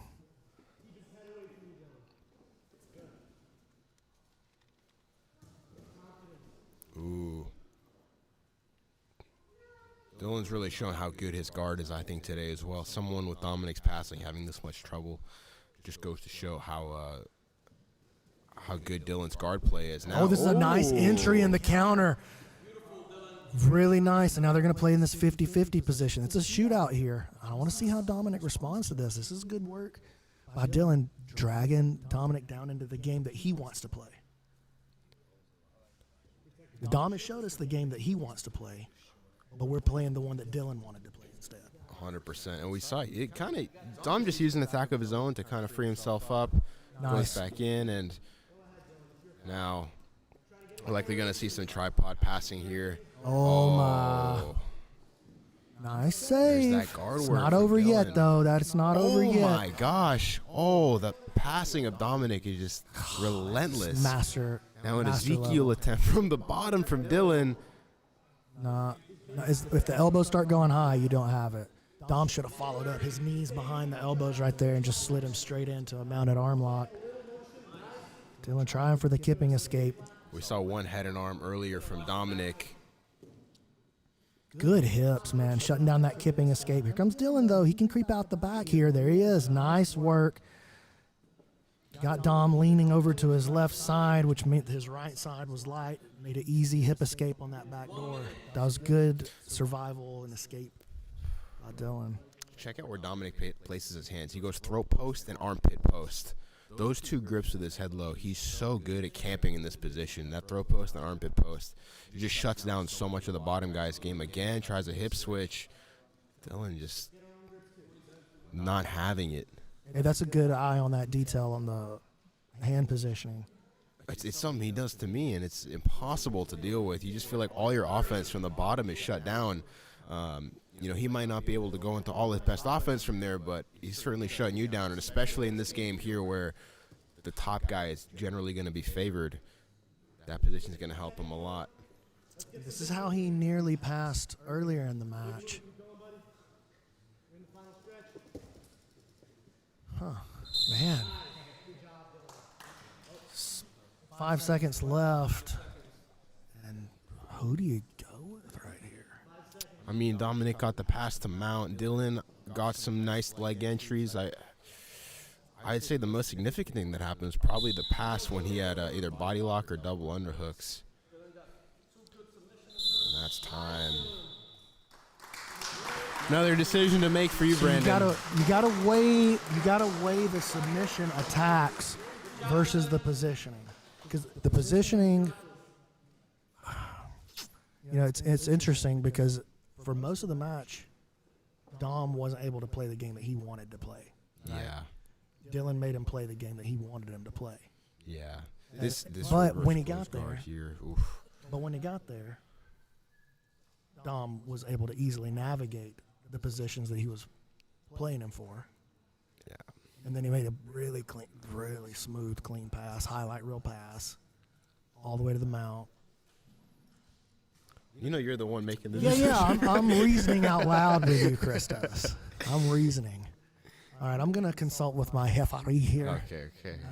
I think I know which way I'm going, but I want to see what he thinks. Okay. Why don't you give everybody the lowdown I mean, on the Enigma app real quick, dude? Yeah, for sure. I mean, it was really just threw me on the spot here. Yeah, guys, if you're... Hey, this is you're learning on the job here. This is broadcast. Let's go. Yeah, guys, if you're liking the matches today, we have an insane library. Honestly, probably 100 events total between Enigma, other promotions. Top Tournament is on there. BJJ World Championship. There's all these different promotions on there that we have. We charge $6.99 a month for it. No commitment, no nothing. You don't got to commit for the year or anything crazy like that. So go check it out. Enigma TV on the App Store. Egghead is in here. He's saying Dominic. Yeah. Who's saying bias? Yeah, I don't know. Dylan via sub attempts. Dylan. Yeah, there's honestly people are going back and forth. I'm not sure. So Jacob is gonna make it official. Are you polling the here. chat? No, I mean people were going back and forth, but I guess we're gonna see here who's gonna get the win. Oh, and Dominic gets the win, but don't count Dylan out though because It's not over. It's not over. Who does he have? He's got. Is it Rory again, or is it? Let me look at the bracket here and I'll see. Dude. I want to say it's Rory. Yeah, let's see what that drops him into. Oh wait, we still got Anthony and or no? Did Anthony and Rory already fight? Okay, so it'll be Dominic now into the final. Okay, so he still has to lose twice. So whoever comes out of this consolation bracket, which there's only 3 guys left. Okay, so Roger and Rory, I think, train together sometimes, and they're pretty frequently, if I'm not mistaken. I could, yeah, I think I'm. So I'm check not this sure. out. We got Roger Santos versus Rory Connors right now. The winner advances to fight Dylan Garofalo. The loser goes home. Or he could stay. He just can't compete anymore. But you don't have to leave. The winner of that match advances to fight Dylan, which is a winner-go-home match. And then the winner of that match advances to the final, where you have to beat Dominic twice because he hasn't lost yet. It's gonna be hard enough to beat him once. I mean, Dylan came very close. Honestly, a lot of people think that match could have gone either way. Yeah, maybe. But I think the pass to the mount kind of solidified it, in my opinion. However, yeah, it's not like that match is a lock. For me, here's what it was. Like, obviously the positioning, yes, but also Dylan got him to the places where he wanted him. He might not got him to the exact position where he wanted, but he got him into the attacking systems that he wanted to get him into, and Dom just brushed it off and moved on and passed his guard. Yeah. You know what I'm saying? So for me, it was that. We ready to continue, Jacob? Yeah, let's do let's it. go. I'm ready. Let's get it. So yeah, these guys were chatting it up. They're definitely training partners. Only one is going to get to advance and take on Dylan next. So I've never seen them train. Not sure what happens in the training room, but we're about to find out what happens on the comp mat. Nice elevation by Rory early. Yeah, Roger getting that head planted, though. Oh, I thought he might flip those hips at the last second on the sweep. A little back step by Roger. Oh, he's in deep on that. Trying to take control of the second leg. Reaching back for the inside heel hook. Rory defends at the last second. This is still available, though. It's still there. Oh, my. This is getting close. This could be the exposure that he needs to finish. Oh. Decides to go in and gather up the second leg. I like that choice. He didn't feel that he had the position yet to sacrifice and reach back and dig the heel. He didn't feel like it was time to break out his digging mechanics. He goes back to his control mechanics. Now he's going to start the digging process, separating the feet. Oh, we'll get a reset here. All right, Jacob, test number 2. He passed his first referee reset test. Let's see what this does. Definitely a good call, running out of space, about to hit the boxing ring here in the corner. Appreciate everybody joining us on the stream. Whether you're watching on the BrandonMC.Ninja channels, the PGF World channels, or the Enigma channels, we appreciate you, whether you're on X or Facebook or wherever it is. Thank you. Your support really is important, and it actually does a lot for us. So thank you for sharing the stream. Thank you for liking, subscribing, hitting the bell, all of that stuff. Comments, all of it makes a big difference. A little bit of chatter between these guys. Roger's still digging for that heel. Came close to getting a bite. Rory's just spinning. Oh, now he's got a bite. Oh, and he got him. He did it. Dang. Nice. Roger's got back to basics, up to 17 points now with that break. Firmly in the lead. Yeah, Roger's really good, dude. I really like Roger's game. So we see Roger and Dylan next, right? Yeah, and so we'll need to take a little break here, give him a chance to kind of gather himself. You don't want to send him in Of course. back-to-back matches to fight Dylan Garofalo. That's not very kind. Yeah. Yeah, definitely not very kind. So it looks like... You know what? Let's let these guys have a break for just a second. Is Mikey here? Is he around? Where's Mikey at? Is he still here? He's got to be here. He got to be here. I'll go find him. We'll No, get that's him on okay. here. You stay here. Okay. Okay, so Mikey Kelly that owns the gym. that owns the gym. I thought it would be good for, like, while these guys need a break, for him to kind of plug his gym and give us an opportunity to say thank you to him for allowing us to come out and be a part of this. You know what I'm saying? And run the PGF, and then I had the seminar out here last night too, which was a big success. Everything went really great. So give him a chance to shout out his gym. So yeah, guys, there's 2 matches left. The only way that there's a third is if whoever wins this match goes on and then beats Dominic, because That's right. then Dominic would have 1 loss, they'd have 1 loss. So then we'd have to run it again, pretty much a rematch.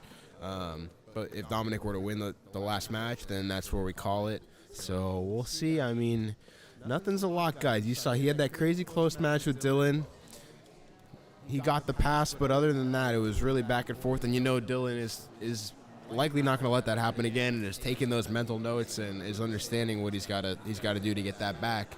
But he can't sleep on Roger, as we just saw. Roger's been on fire today. Yeah, Rogers looked really good, but these guys already met though, didn't they? Did Dylan and Roger already meet? I'm already forgetting. I'm looking back through. I don't know if they met today, but they met on Enigma before. Okay, that's why I in had this me building actually. Okay. And 'Cause I knew you Dylan- said that they had met before. Oh, and here comes Mikey, dude. I really want you guys to There get a he chance is, to hear from Mikey. If you're a PGF fan, you don't know this guy. Super cool dude. Runs a really cool gym up here. I caught him puking in a trash can last night. And Come on. hey, jump on broadcast. Here you go. Jump in this spot for just a second. Surprisingly, Bro. close to him. We just want to say thank you so much for having us this week. Just watch the cord. Yeah, we just want to say thank you so much for having us this week. Had Brandon for the seminar yesterday. This collab, Z Team, Enigma, PGF has been sick, man. The bracket's been awesome. The matches are awesome. How you feeling about the event overall? I know you've been battling through a little cold. No. I had a man cold. Come and a then little closer. I had a man cold, and then I got definitely got food poisoning. Shout out to wherever I ate yesterday. Not going back there, but we're not gonna diminish their name off of one experience. But I definitely got food poisoning yesterday. Super embarrassing experience. Hosting a famous black belt like Brandon, and beyond being a famous black belt, just a fucking awesome guy. Someone who loves the sport, someone who's passionate about the sport and spreading the sport, and you can just feel it being around him. So to have him come down, to be sick like that, it was a humbling moment. I cannot wait to get caught in the moves that he taught by one of my blue belts on Monday. We can't thank you enough, man. I know we're giving these guys another minute or two just to catch their breath. We don't want to send them in back to back. I think Brandon needed to step out for a second as well, but good matches overall. Who are some of the guys that have impressed you the most so far? Dude, everybody you have here. I mean, you got. How old are some of these guys? You got like a 14-year-old kid competing. 15. Liam Jones is 15. I think he went 0-2 today, but guys, like, he's 15. What is 0-2 when you're competing at this level as a 15-year-old kid? You know what I mean? What is that? It's a life experience, you know? Dude, I didn't even know what jiu-jitsu was when I was 15. I just started. I was like, oh, what is this? Yeah, I'm still trying to figure out what I'm watching right now. I'm not sure either, but that may be a New England thing. We're a little behind over here, but we're getting there. No, it's been a great show. It's got a lot of world-class athletes here, but also good people. See everybody chopping it up between matches, and I don't think people realize how respectable of people these guys are, and that's why we back them. That's why when we're gonna do our own show, we postpone it so we can have you guys in town. Yeah, plug your guys' show. So when are you guys doing the next Z Team Invitational? It's looking like March 15th. We're trying to do a maybe like a St. Patrick's theme or something around that. Okay. But again, we're not here to talk about that. It's your show today. Well, hey, we're here, bro. We're here. Yeah. No, again though, it's I think it shows too what people can do when they're not afraid of each other. They collaborate. You know what I mean? 100%, It helps. 100%. It helps spread the sport. It helps bring more eyes to it. It helps bring more opportunity to it. It's how it should be. You know.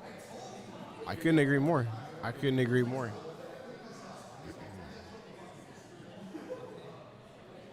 It's cool because we can see the live chats here. At least we got the PGF one here. I haven't been on the Enigma one on my app here on YouTube. Where I is don't this know. live chats? What are you speaking? Right on YouTube. If you're on YouTube, you type in PGF Enigma, we'll come right up. Dang, we got 4,000 views total just on the Enigma page alone. No, sorry, this is last week. Oh, man. I can't hear anything. I got this 2-2 today. You're a beast, bro. Guys, again, you hear me talking about these team standings probably throughout the whole show. We're using these PGF points like you see on the screen right here. So you heard me say kill a few times. You don't know what that means. A kill is just any choke, okay? A break is any joint lock, like a leg lock, arm lock, shoulder lock, anything like that. Those are worth half, so we really prioritize the chokes in this rule set. And then, of course, if you hit a submission in the first minute, it's an additional point. So the leaderboard right now, it's kind of locked up by Back to Basics Jiu-Jitsu. Roger Santos kind of single-handedly, he's got 11 points on the board by himself. His teammate, I think it was the first super fight of the night, was able to get a kill, and Roger's got 11 more. So they've got 17 points on the board. Dominic has the new wave in second place right now with 10 points. And let's see here. Vanguard and Jeff Joy all by himself, tied for third place.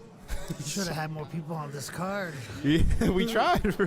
We tried. Where are you guys at? And you guys got the 3, I believe, from Who was it that got the sub on your guys' team? Do you remember? Was it? Oh, it was Britain in his second match. In his Yes. second match, yeah. Yes. I should get some points just for fighting through what I fought through last night. All right, so it looks like Brandon's heading back. It looks like we're good to kick off his Replacing me with last a couple way cooler matches. black belt right about now. Thanks for having me.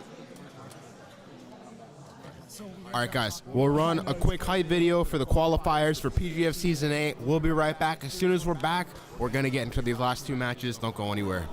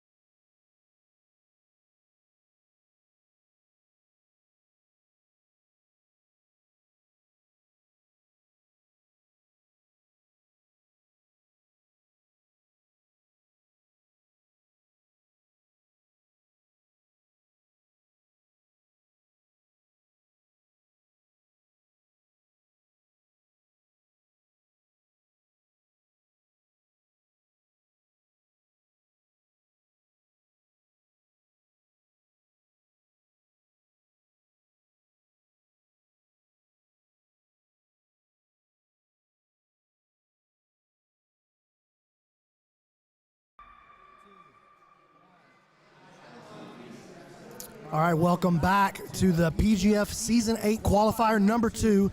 We're here in Fitchburg, Massachusetts. I'm Brandon McCatherine. I'm joined by Christos Papadelos. He's the mastermind behind Enigma. We just had Enigma 21. Great card. What are your feelings overall on the night?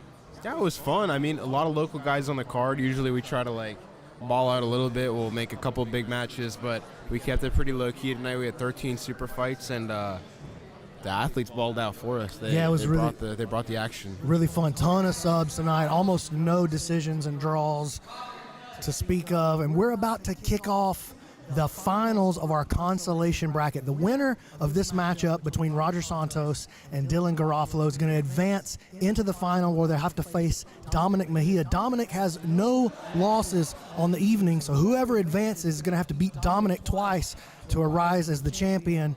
And our champion here at the qualifier gets an automatic bid to PGF Season 8, March 23rd in Las Vegas, Nevada, where we got over $150,000 in cash to give away. That is so insane to hear. $150K. For the third time in a year, we're doing it. This is the third season. This is the third season that we've given away that kind of cash. And look at this, Dylan getting in early. Here's the inside heel hook, switching off to the Aoki on the other side. Roger's in big trouble. This is Dylan's A game. He frees that foot. Now the heel is exposed. Here's the roll. He might switch to a straight ankle here. Yep. He's going to go to the Woj lock maybe. Now the straight ankle. Roger keeping it cool, keeping his weight on that leg as much as he can. Grabbing the elbow just like he did in the finish against Rory. But he's not as deep, though. Yeah. You see that? I wish I had my telestrator right now, though. See, oh, there it is. Yeah, but it's not showing up on the screen. Okay. Barely hanging onto this grip with his fingers. Let's see if he gets deeper on the reset. I mean, he's got a good chance here to get really, really deep on this bite during the reset, and he's pretty deep. Roger keeping his weight on that foot, and that's what he's got to do to stay safe here. Watch out on the turn. He's free. Man, navigating some very dangerous waters, the A game of Dylan Garofalo. Now Roger on not afraid to recounter with the legs. Again, Dylan just so hard to finish. I don't even really know if it's worth it to try to spend time in these areas. I mean, this is clearly where he wants to be. He doesn't really care if you're tugging on his ankle or not. And I think he's got that Cairo Terror lock set up again from De La Hiva.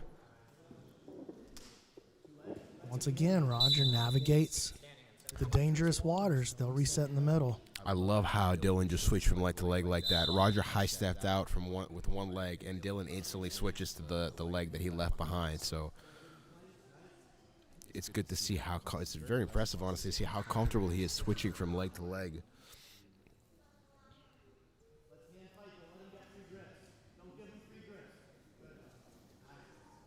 Dylan tried to underhook the opposite side, didn't get it. Trying to set up his Caltera lock, still not there.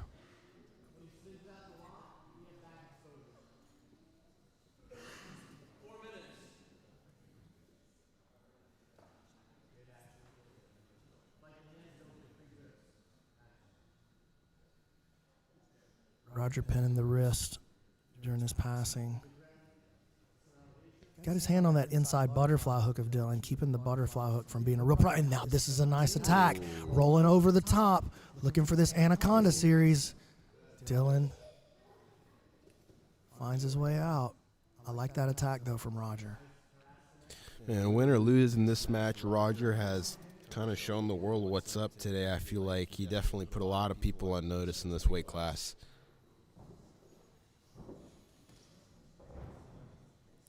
Dylan just relentless on the leg attack. It looks like Roger might have Dylan's leg trapped. Yeah, he's gathering up the straight ankle attack of his own here, but it's not. He's not right in the position to be able to do it. Just hit the halfway mark here in the final of the consolation bracket. It's what I keep saying, consolation. That word stuck in my head. That's a good word. It's good word. It's an okay word. Is it consolidate? No, consolation. Yeah, consolation bracket. It is okay.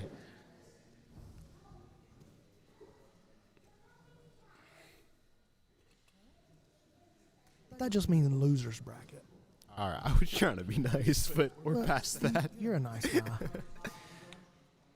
Roger looking to work with this 2-on-1 here. Maybe look at the back. Went for an arm drag off of it.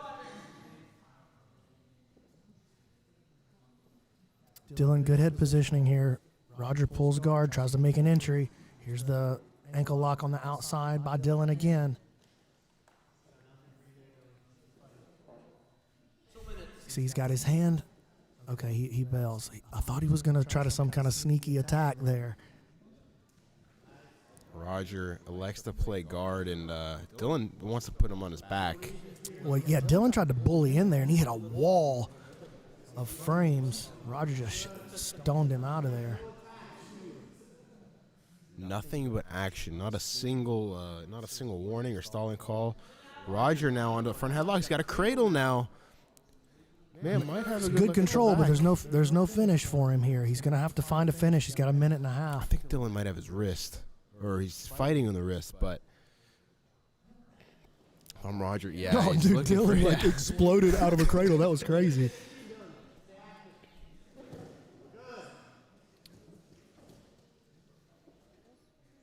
Both guys just don't want to give an inch in the situation. They know it's pretty close. Oh, Dylan falls back on the leg. It slips.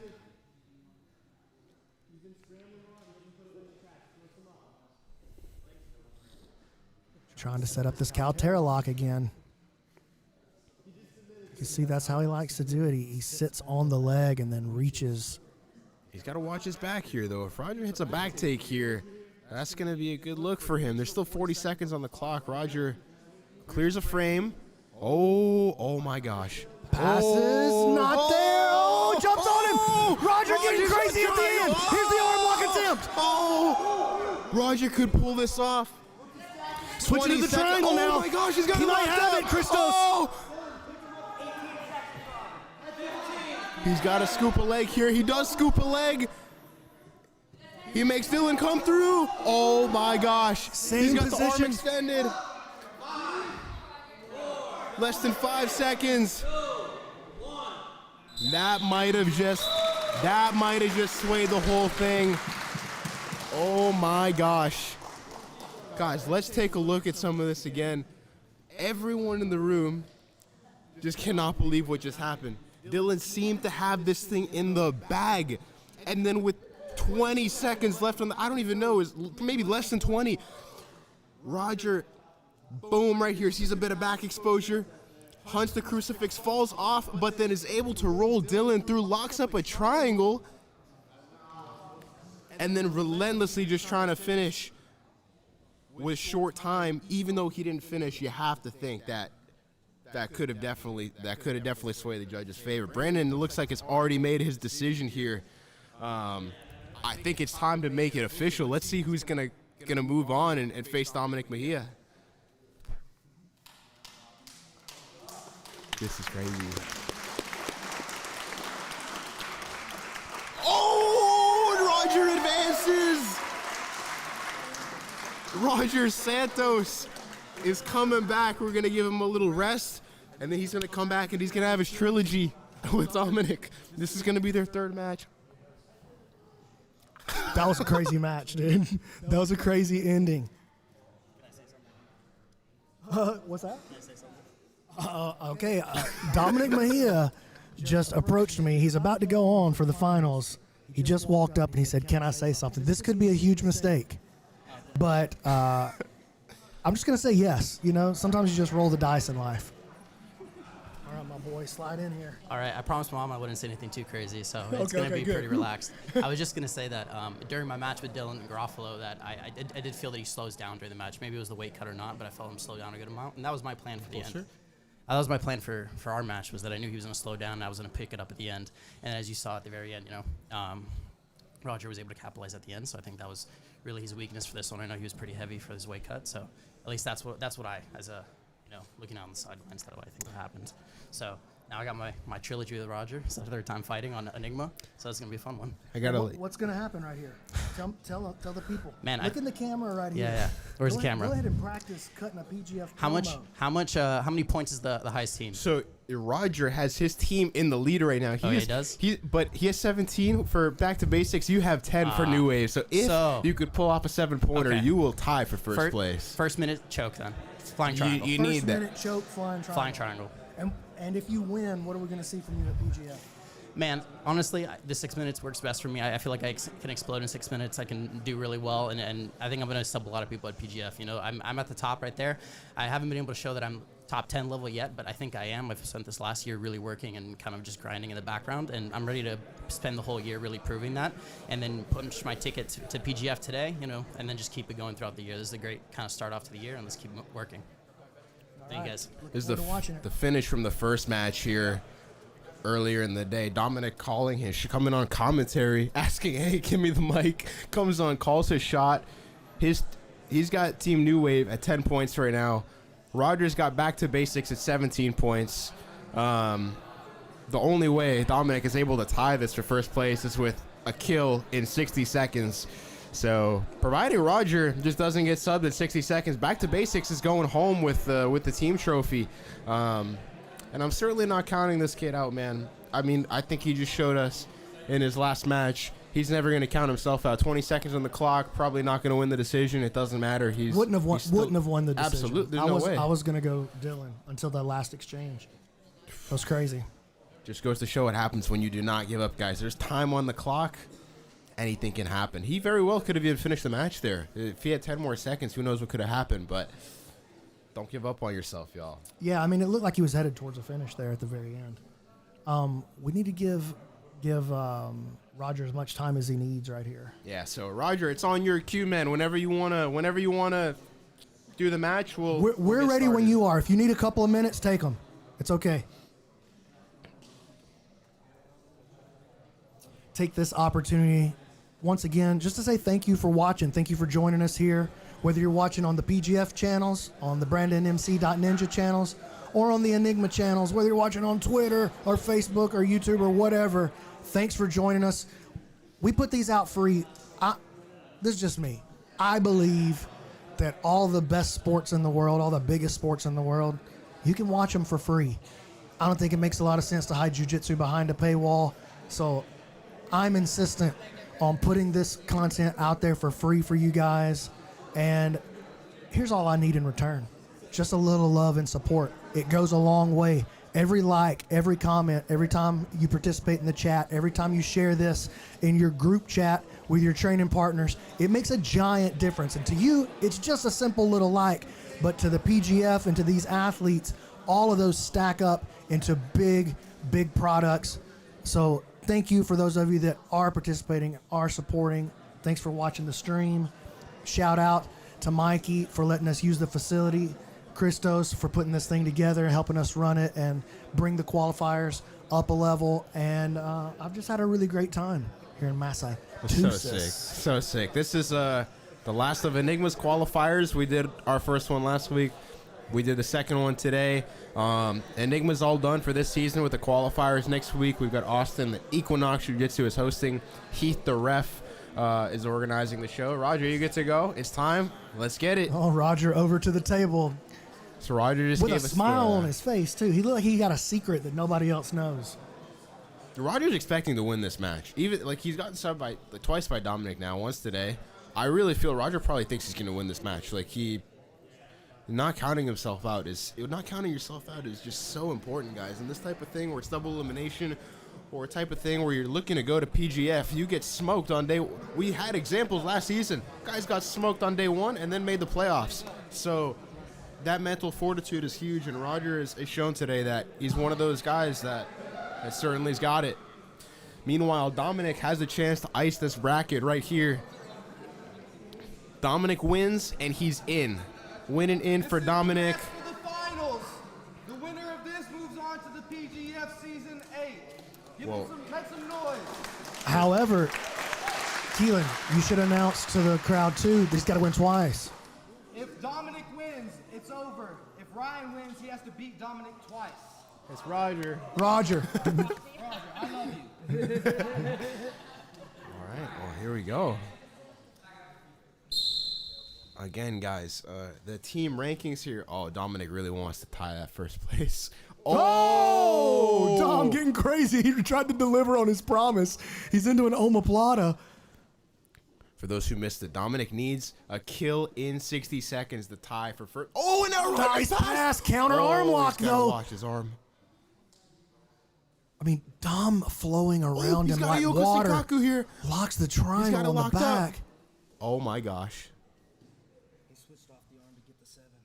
30 seconds on the first minute. Yo, this is wild. This is crazy. He Dominic came over here and he called a triangle in the first minute. If Roger holds on for 15 seconds. Oh, it's going to be tight right here. Oh, man. This is the finish. This is the big finish he got at Aiga in Kazakhstan when I was there calling it. This is exactly what he did. Roger hangs on for 5 more seconds. Back to basics is going to take this thing. Well, they're going to take the team trophy. The team trophy, yeah. But he's got to do a lot. Oh, watch out. Gets that arm back, though. He's surviving there. This is insanity. This is the finish. This is the finish here. Now he's got it. Oh, no, he lost the body grip. Look for him to he tried to wrist lock him. He's going to grab that second arm, and that's going to make things real hard. Now, once he gets to the other side of the body and locks him down so he can't rotate, he'll be able to pull that shoulder in on the far side. He's going to go to the Kimura here, it looks like. Trading off. Dude, lost it again. Oh. Still alive. Oh. This is the finish here when he locks the body. He locks his hands like a body lock, yes, right? Yeah. Because that allows him to see. There it is, right there. So Dominic Mahia advances to a PGF Season 8. Wow. All subs, right? No, and the one decision with Dylan.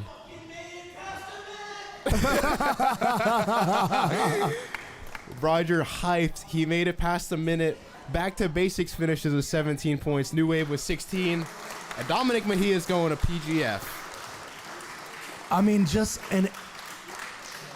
that's like a legendary performance that he just came up here and put on. Crazy. Called his shot on mic right before the final, and then went out there and delivered. Didn't come in under a minute, but I think Christos, it would be good if we got our PGF qualifier champion in here on the mic with us again. You were active from the whistle, dude. Came out flying, called your shot, almost landed it, eventually did work your way around to that triangle and almost made it under a minute. How you feeling, dude? You got your breath under you? That was good. That was good. That was a good match. I will tell you, if I miss that Yoko, my legs are going to be gassed. I was like, this is all or nothing. I was like, I'm going to bank on myself. And it's great to hit another Yoko. Yoko's one of my favorite submissions. It was great to hit it. That's the only second time I've hit it in a tournament. So that was great. Had a good time. Thank you so much, Brandon. Dude, I'm so excited to have you in Las Vegas with us for the week. I'm so glad it worked out. Yeah. You know, because like what we were saying earlier in the broadcast, you were one of the guys that I had my eyes set on. Guys like you, Owen Jones, Ash Williams, you know, like we're looking to stack this thing out. And so having you on the roster, this is a big deal for us. And so we're really, really proud to have you, man. Great performance. That was awesome. Also, tomorrow I have wrestling to submissions seminar, 2 of them. I hit 2 wrestling to submissions. So hopefully you guys show up. That'll be awesome. Oh, man already understands marketing a little bit. Now let me teach you about a call to action. How can they sign up for those seminars? On my Instagram, I have all the posts. They're all up at the top, at the pins. Right, I have 2 seminars, one at BST Jiu-Jitsu here in Boston, and then another one at Connors Jiu-Jitsu as well. Right, one from 11 to 2 p.m. tomorrow, and then one from 3 to 5 p.m. This man's winning the PGF qualifier and then teaching 2 seminars in one day tomorrow. Yes, sir. That's a lot of confidence on the result that you were going to get today, first of all. So tell me about that. You knew you were going to win coming in. Yeah, man. There's no question. I feel like I'm at a point in my career where I know where I stand. You know, there's a time in the past where I felt like I was a little self-conscious. I didn't really know. And now I feel comfortable. I know that I'm on top of the world. And there's very few people, like there might be max 10 people who can even really push me and really get close to finish on me, right? I know I can work on almost anyone. So not just 10 people that can beat you, 10 people that can even push you. Exactly. Dude, I love it. You're going to fit in great with the PGF. Your style, your attitude, your comfortability on the mic. We're going to have a great time in Las Vegas together, my boy. Thank you so much, Brandon. Yes, sir. Thank you so much. Thank you, guys. Chat, give it up for Dominic Mahia. He's your PGF Season 8 Qualifier number 2 champion. He's getting an automatic bid into the PGF, and we're taking care of him March 23rd through 28th. The draft is going down March 23rd. The season begins March the 24th. It'll be Season 8. We're giving away over $150,000. Are you kidding me? That's crazy. That's crazy. And it's our 3rd time pushing out the cash like this. Season 8 of the PGF, guaranteed to be the best one we've ever had. 155-pound roster. And I already know what the roster is. You already know. I've showed you. You're on the roster. I'm on the roster. You are going to be there excited with us. What are you looking forward to the most? I'm looking for, obviously I didn't have like a full season. I've had 3 matches last season on the last day. Granted, they were at 205, and the season's at 155, so I feel like I've gotten a small taste of, you know, what the... Okay, thank you. I feel like I've gotten a small taste of you know, what the week is about as an athlete. And I think just being there throughout the whole week, being on the winning team, having the coaches that I had throughout the week, the advice I got from them, things I learned from them, I think it's going to help me into the next season. And I'm just excited to see the kind of initial shock that's going to hit some guys on day 2 and 3 when they're like, damn, this is not a regular jiu-jitsu tournament. And it's not. PGF, we famously call it the Shark Week. It's the gauntlet. You have to really go through the grinder, and you have to kind of dig down and find out some new things about yourself to rise up and be the PGF champion on the other side. We've got a lot of jiu-jitsu still coming your way. Qualifier, not tonight though. Qualifier next week in Austin, Texas. We're running that in conjunction with Equinox, and then we're doing it again for the final PGF qualifier on February the 8th in Las Vegas, Nevada. And then it all goes down, the big season, the big show. PGF Season 8. You're coming to the league, baby. March 23rd is the draft. March 24th through 27th, we're on the regular season. And the UFC Fight Pass hosts the playoff finale March the 28th. Guys, I'm ready to go get some food. I'm feeling good. I like the way this went down. Fitchburg, Massachusetts. I know I can't say it right, but it feels so good to say it wrong. For Christos Papadelos, Brandon McCatherine, all the rest of the PGF crew, for Michael Zenga from BJJ Fanatics, Hey, listen, this guy might have done as much to change Brazilian Jiu-Jitsu as anybody in the world with the platform that he put together and the way he's been able to spread the knowledge of Jiu-Jitsu. More of me on it. We can make that happen, my man. We can make. Hey, you gotta shake me right here. Leave me hanging on the stream. All right, guys. Thank you so much. Make sure you like, subscribe, ring that bell. PGF.world for more info. Let's go.